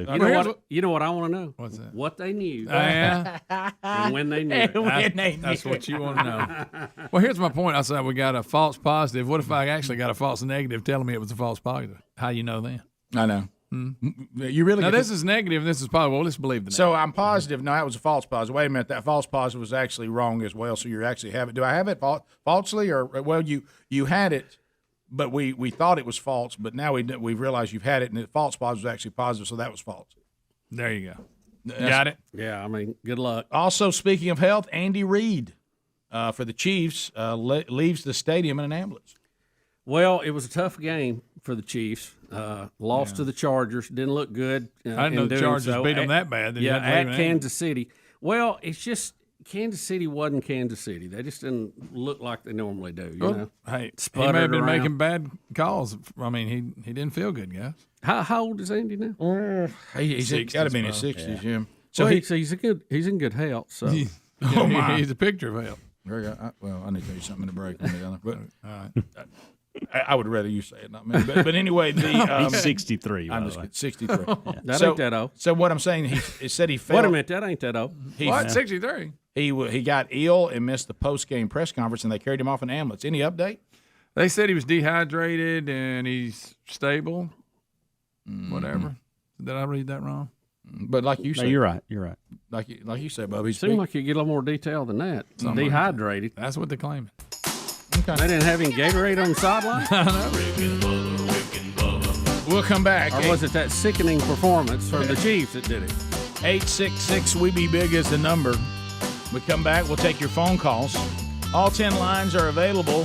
Work your way in here, and we'd love to find out what you want to talk about at 866-WE-BE-BIG. If you want to keep up with the Rick and Bubba Show 24/7, just go to rickandbubba.com. Rick and Bubba, Rick and Bubba. Dealing with car repairs can feel like a lose-lose situation.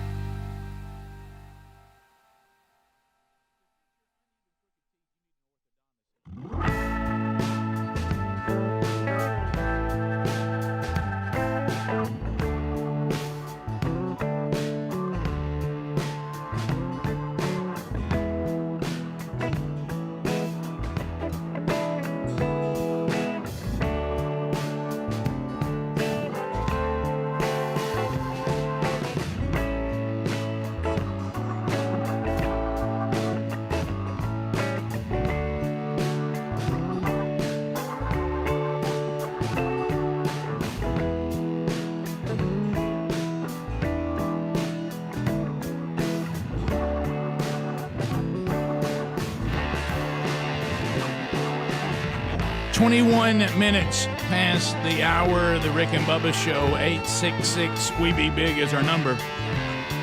Thank you for being with us. So earlier in the program, and we didn't know what was going on, but maybe we will now. Somebody called about a pastor from California that is having church on the steps of the Capitol in Montgomery. Is that correct?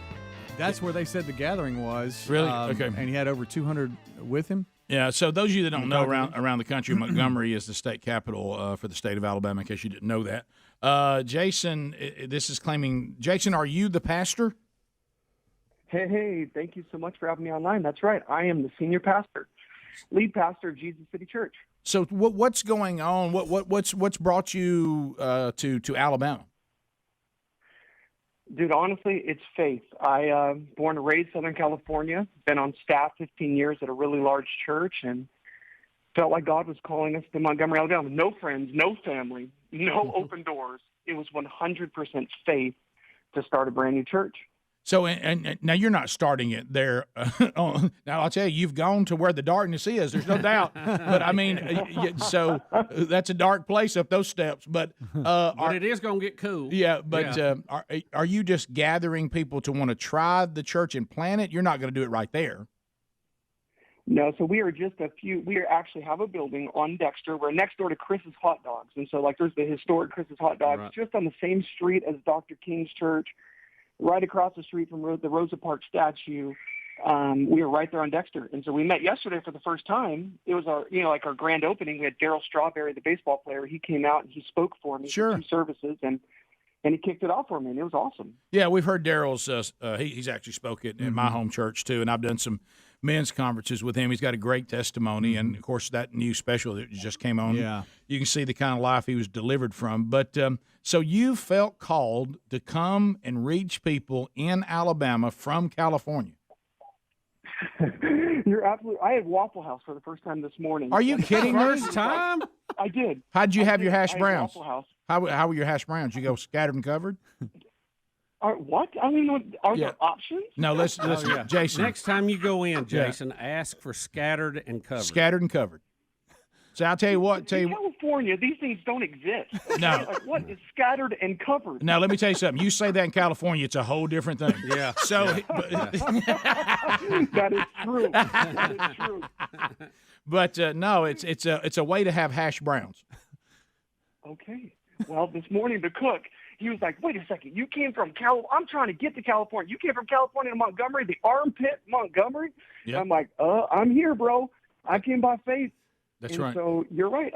I came here. Honestly, I think it's safer to walk by faith than it is by sight. And it didn't make sense. It was a step into the dark. I came from a very comfortable place. A guy named Greg Laurie. Oh, yeah. I was on staff with him. Sure. I was a teaching pastor. Yeah, and that's what I did for 15 years. And I came out here, and let me tell you, God has been faithful, more faithful than I ever dreamed he would be. He's opened up the spot for us on Dexter, on thinking Capitol steps, basically. Yeah. And it's having a church that looks like heaven. Every tongue, every race, every background.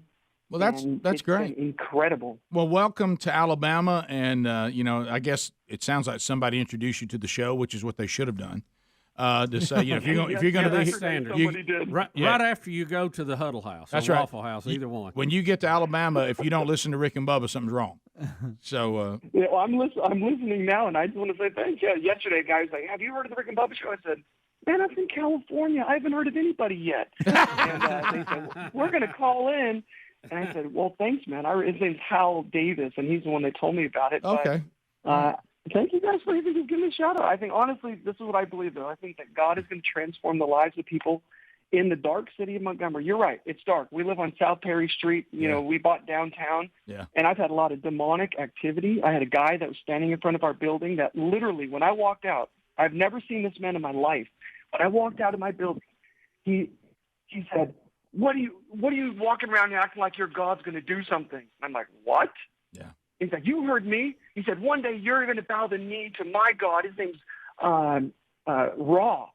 And he is the God. He is the maker. And I'm like, who are you? What are you doing? And this is what's crazy. What you guys don't know is I've been running up and down the streets of Montgomery every morning with a few guys, and we've been praying, God, you gave Abraham a promise. I know you gave it to him, and it's not to me, but God, if there's any way, you told Abraham, every place the sole of your foot treads, I'm going to give it to you. And I said, God, I'm running up down all the neighborhoods of Montgomery.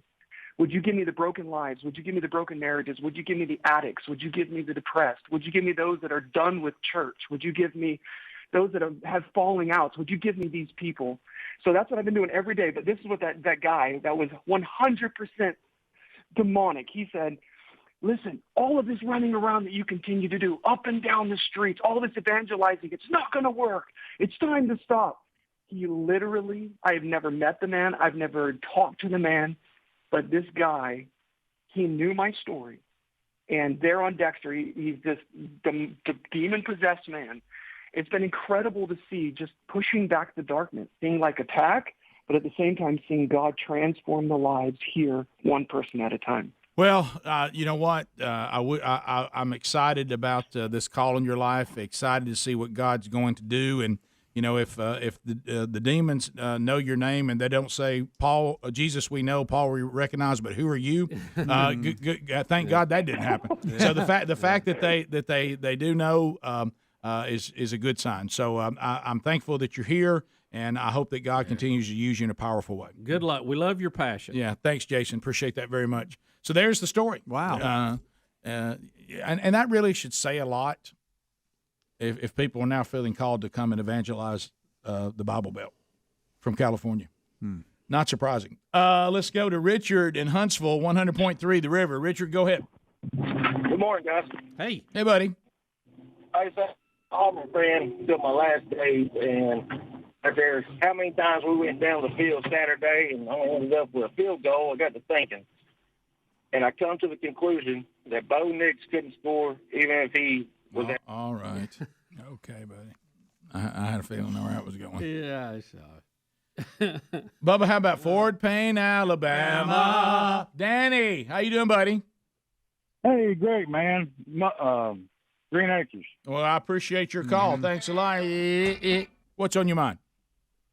Well, I have a 30-year anniversary today, and I'm married to one of the best women there is around. I like to wish her a happy anniversary. So, her name is Tanya. Tanya. So 30 years ago today, you were married to Tanya. So where were y'all from originally? Fort Payne? Well, yeah, I'm from Fort Payne. She was from Virginia. Oh, how did you hook somebody from Virginia to Fort Payne? Well, I went up to help a guy move back to Fort Payne. He was married, and I met his sister-in-law. Okay. Oh. Yeah, I didn't know where that was going. Well, my home's in Alabama. Virginia is for lovers, but I brought her back to Alabama because I think Alabama's better. Well, you know, that's where the supergroup Alabama came from. I'll just quote Randy Owen, "Feels so right." 1, 2, happy anniversary, baby. I got you on my mind. Thanks, buddy. Wish you many more. All right. Thank you, man. All right, there he is. There's Danny in Fort Payne. Brought somebody back from Virginia. Feels so right. Feels so right. Bottom of the hour. Rick and Bubba show continues. Lord willing, right after this. Rick and Bubba, Rick and Bubba.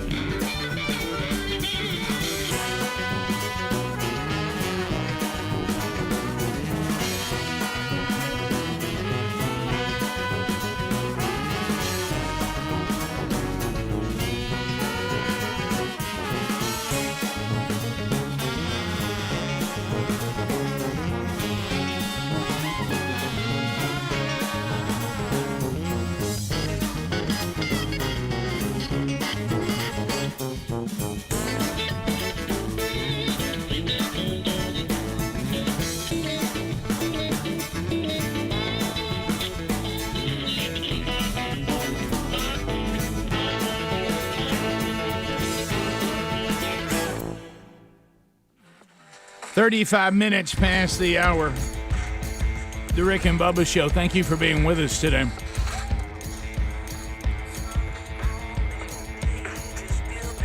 All right, so as we come back, Relief Factor, I got to pass along great information to one of our listeners over the weekend, asking me about Relief Factor. I'm like, absolutely, I take it every day.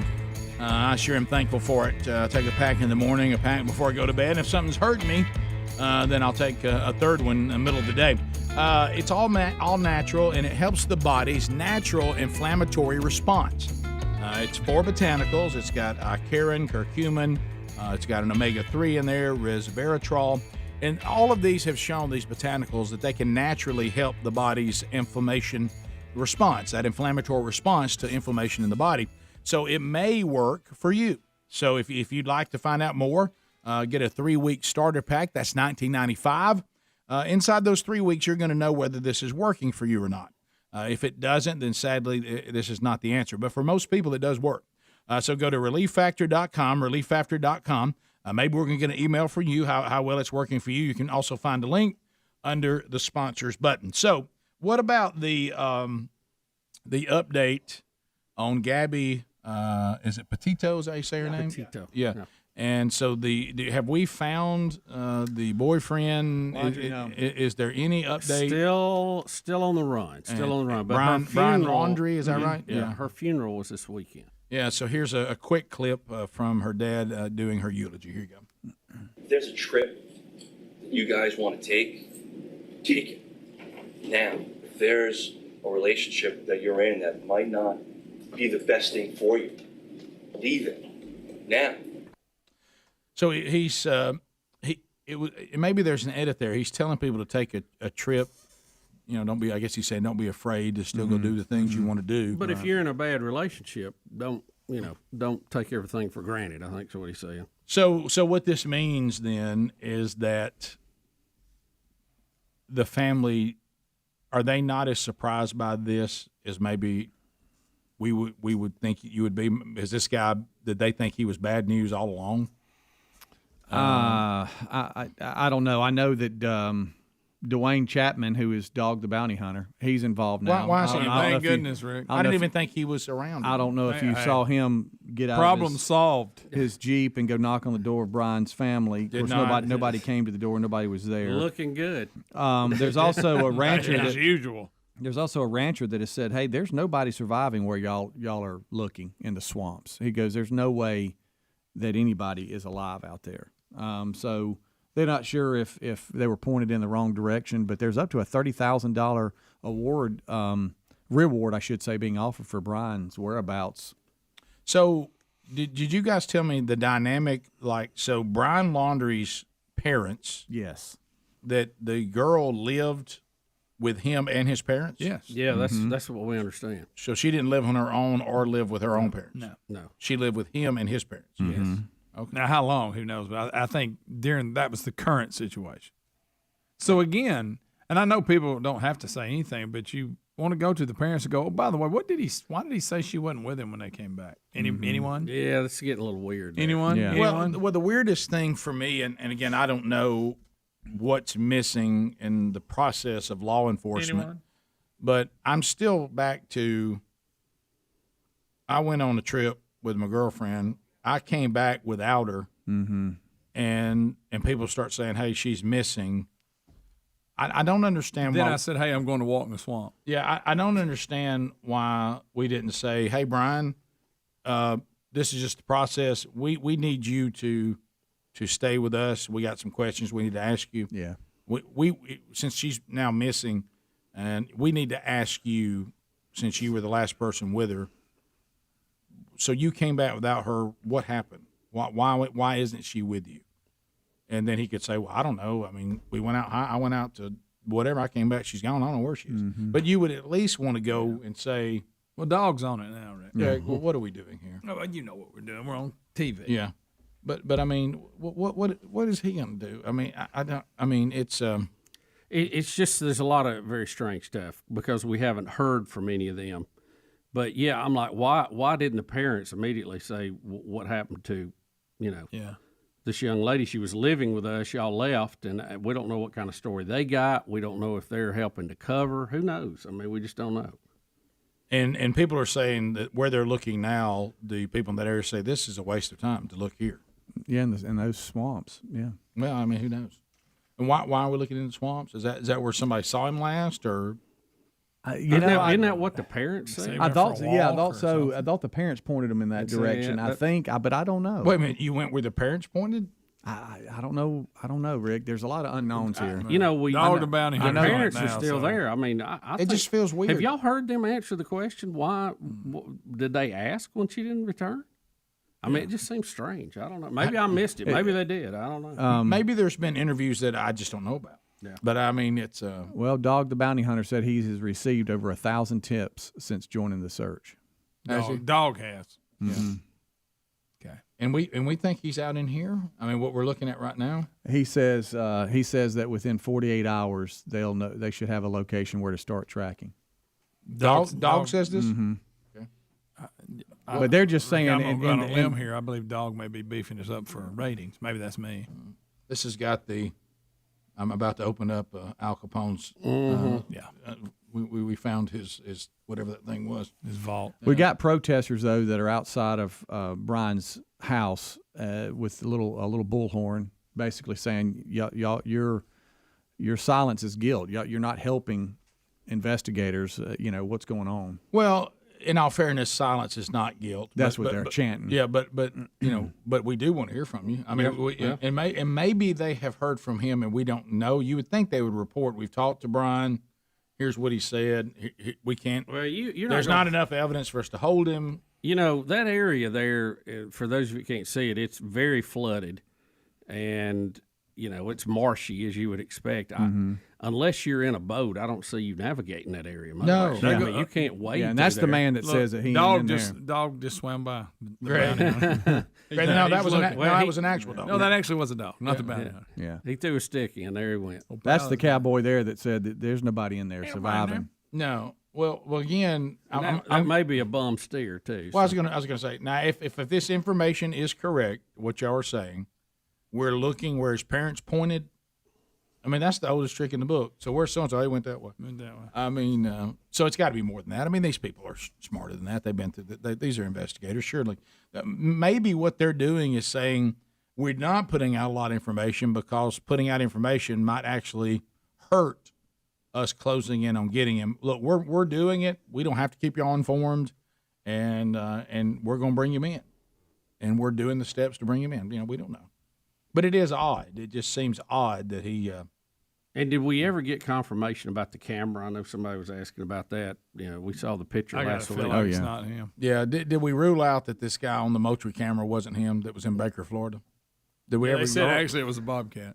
Greg. I did hear a report on that, and that is that there was a search in that area to see if there was any sign of him, and they said that there wasn't, but they did. Did anybody ask Dog the bounty hunter what he thought about it? To Does Anna, he think it was real? Anna in Alabama, go ahead. Hey, hey guys, good morning. Hey. I think the Mustang, which there was a silver Ford Mustang that was Brian's car that the FBI analyzed, and they found traces of, I guess maybe the lab showed that it was swamps where they're searching at some point, but somehow, I guess the FBI is obviously keeping some of this closed, but they tested the car because the car ended up back at Brian's parents. Never mind. But they said they dropped him off for a hike. Yeah, I'm with you. I think they're searching in the wrong Well, spot. there's just Nobody- a lot of But they're missing smart. information. Guys, here. they're smarter than that. I mean, Surely. I mean, It's you- 24,000 acres of woods and swamps, about 15 miles from Laundrie's home. It's a reserve there that they're searching through. But the cattle rancher that Adler was showing said that there's no surviving in the reserve, not with alligators, panthers, black bears, wild boar, poisonous snakes, etc. So, but who knows? Well, I mean, I'm not Sherlock Holmes, but I still think that if the parents pointed in a direction, I said, well, at least send Billy and Ron over there. Yeah. When they get there and see the water, they come back and say, that's just him pointing in a direction. And if he's in there, he ain't coming out. Well, but I think they're more informed than they're letting us know they are. Probably. They'd have to. You're probably right. Well, I hope so. We'll come back. We'll take your final phone calls this hour at 866-WE-BE-BIG. Whatever topic you want to talk about, lines are available. Things we may have missed today, things you want to talk about. You're in charge. 866-WE-BE-BIG. We talk to you next. Rick and Bubba, Rick and Bubba.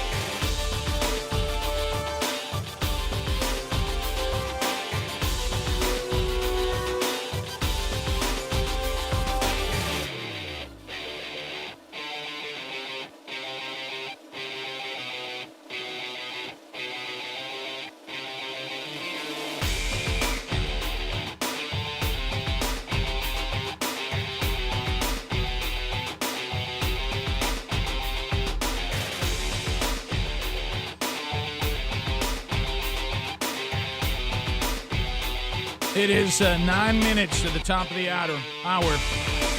Greg, I'm doing this, see if I can't bring some energy out of it.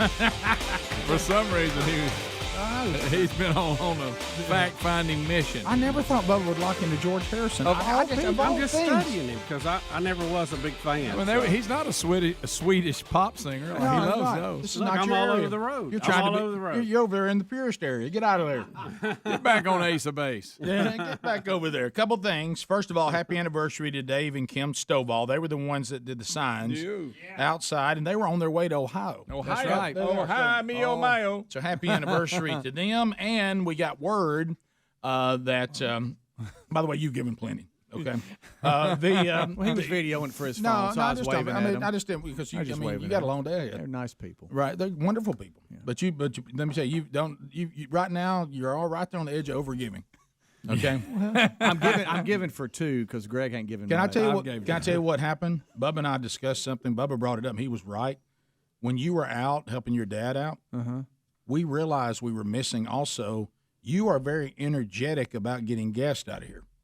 The guests, you greet them well, but you also send them off with the guests. I know y'all don't like them to linger. You have a very, very energetic departure. They go out on a high note because of you. I mean, you're patting them on the back, opening the door, telling them that stuff's going to be on the website. There were a couple of awkward exits. Really looking sharp. Like when Dan got done, he just kind of walked up. Like he didn't know where to go. Nobody said anything to him. Didn't make him feel good about themselves? Well, that's your area. We don't do that. That's what a producer does. We wrap it up, and next thing you know, we're back to breakfast. Greg, you didn't jump in? I was writing down the info for the winter. Greg, you go, all right, see you, pal. I was writing down the info for the winter. But anyway, we also see you, pal. There was a story that the person that was on the Moultrie camera in Baker, Florida, is not Brian Laundrie. No, it was Greg. And he came. It was actually that guy came out. He came forward and said that was me and produced the bag and all that. Yeah. So. Right. So that was not him. What if you look and you're him and you look on all the news channels and there you are. Yo, now. It shows you poaching. You remember that time everybody thought Bubba broke in somewhere because he did a Crime Stopper video. Oh, yeah. That was back before they were common, you know. Yeah, oh, yeah. Bubba's robbing something. So I was much better at getting through the window then. Bubba, the communist leader of New York City, Mayor de Blasio. How about New York? I think they're getting, the thing, I know communism, it looks so mod to some of you hipsters out there because you've never actually lived in it. Mm-hmm. All those people that thought embracing, a Darwin disciple to be mayor of New York was just going to be awesome. And they've gotten to the point now that even the people there are going, you know what, we hate this. Yeah, he said it's fun. As I by the way, he's ruining New York City. Yeah. Ruining it. Yeah. So look at him here. He's at this deal, and he takes a pretty good booing. The young people in Florida, we will not let them down. It will take bold change. Things that are not a sacrifice, they are necessary. He's talking about the things they're doing, all the freedoms they're losing, and he's trying to tell them it's okay, and they're all booing him. Yeah, I was wondering. One person was just whining. Why are they booing? Because he's not communist enough, or because he's won't let them go out to eat and be good communist? He's going. It's necessary. No, we're not free, commie.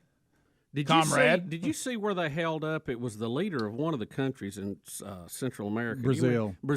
Did we talk about that? No, you couldn't day? go inside. You talking about? Yeah, he's there at the UN to give a speech and want to go out to eat, and they wouldn't let him in because he's not vaccinated. Yeah, he had to eat outside. And I love that. Isn't that great? I mean, diplomatic immunity. How about Come that? On. What he should have done is just told him he walked in. Yeah, they couldn't have said anything about it. It continues. They said, you Bubba. can't check me. In Staten Island, we have dozens of anti-mandate activists, and they have entered a vaccinated-only food court. And they will not be denied. Mm-hmm. Here they are. All right. And there's a bunch of them. Got a flag. They're not supposed to be in there.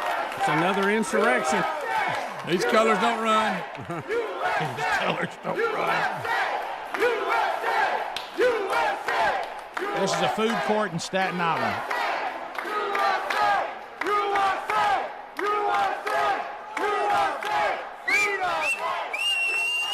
There's Greg.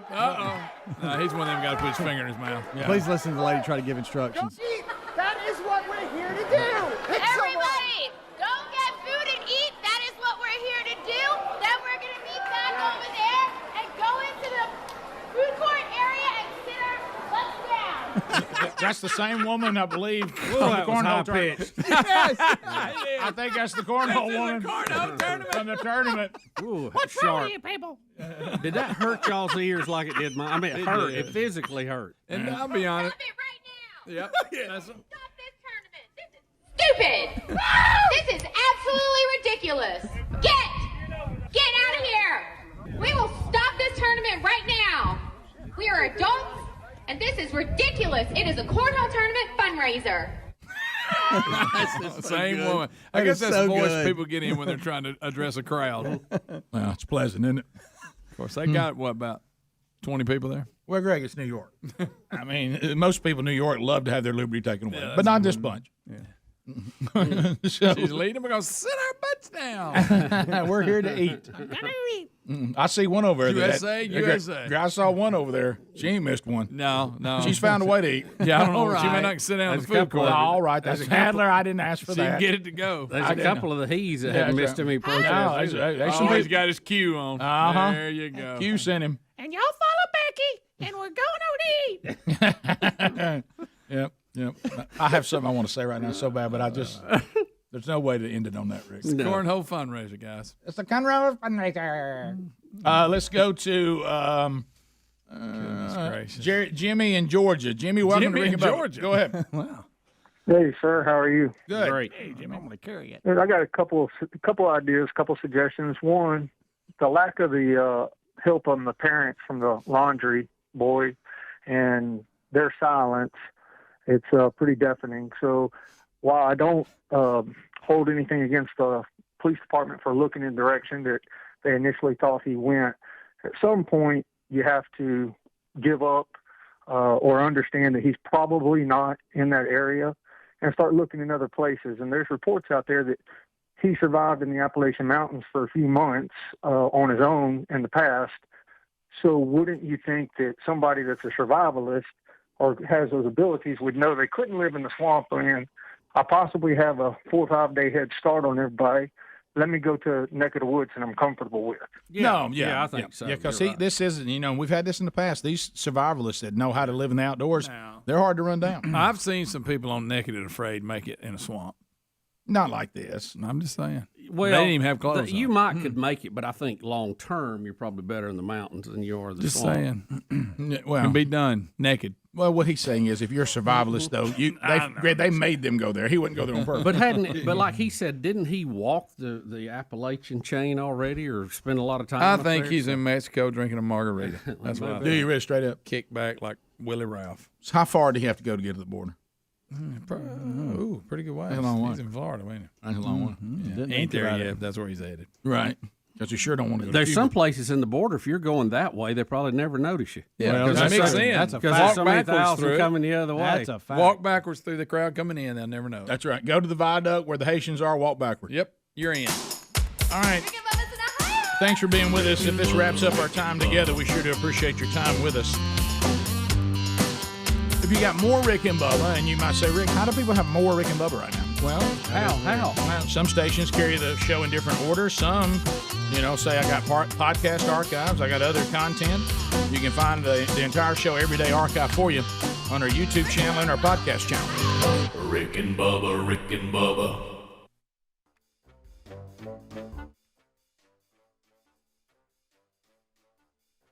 Hey, thank you for watching Rick and Bubba live on our YouTube channel. We're here live every Monday through Friday. Be sure to subscribe and hit the little bell for notifications.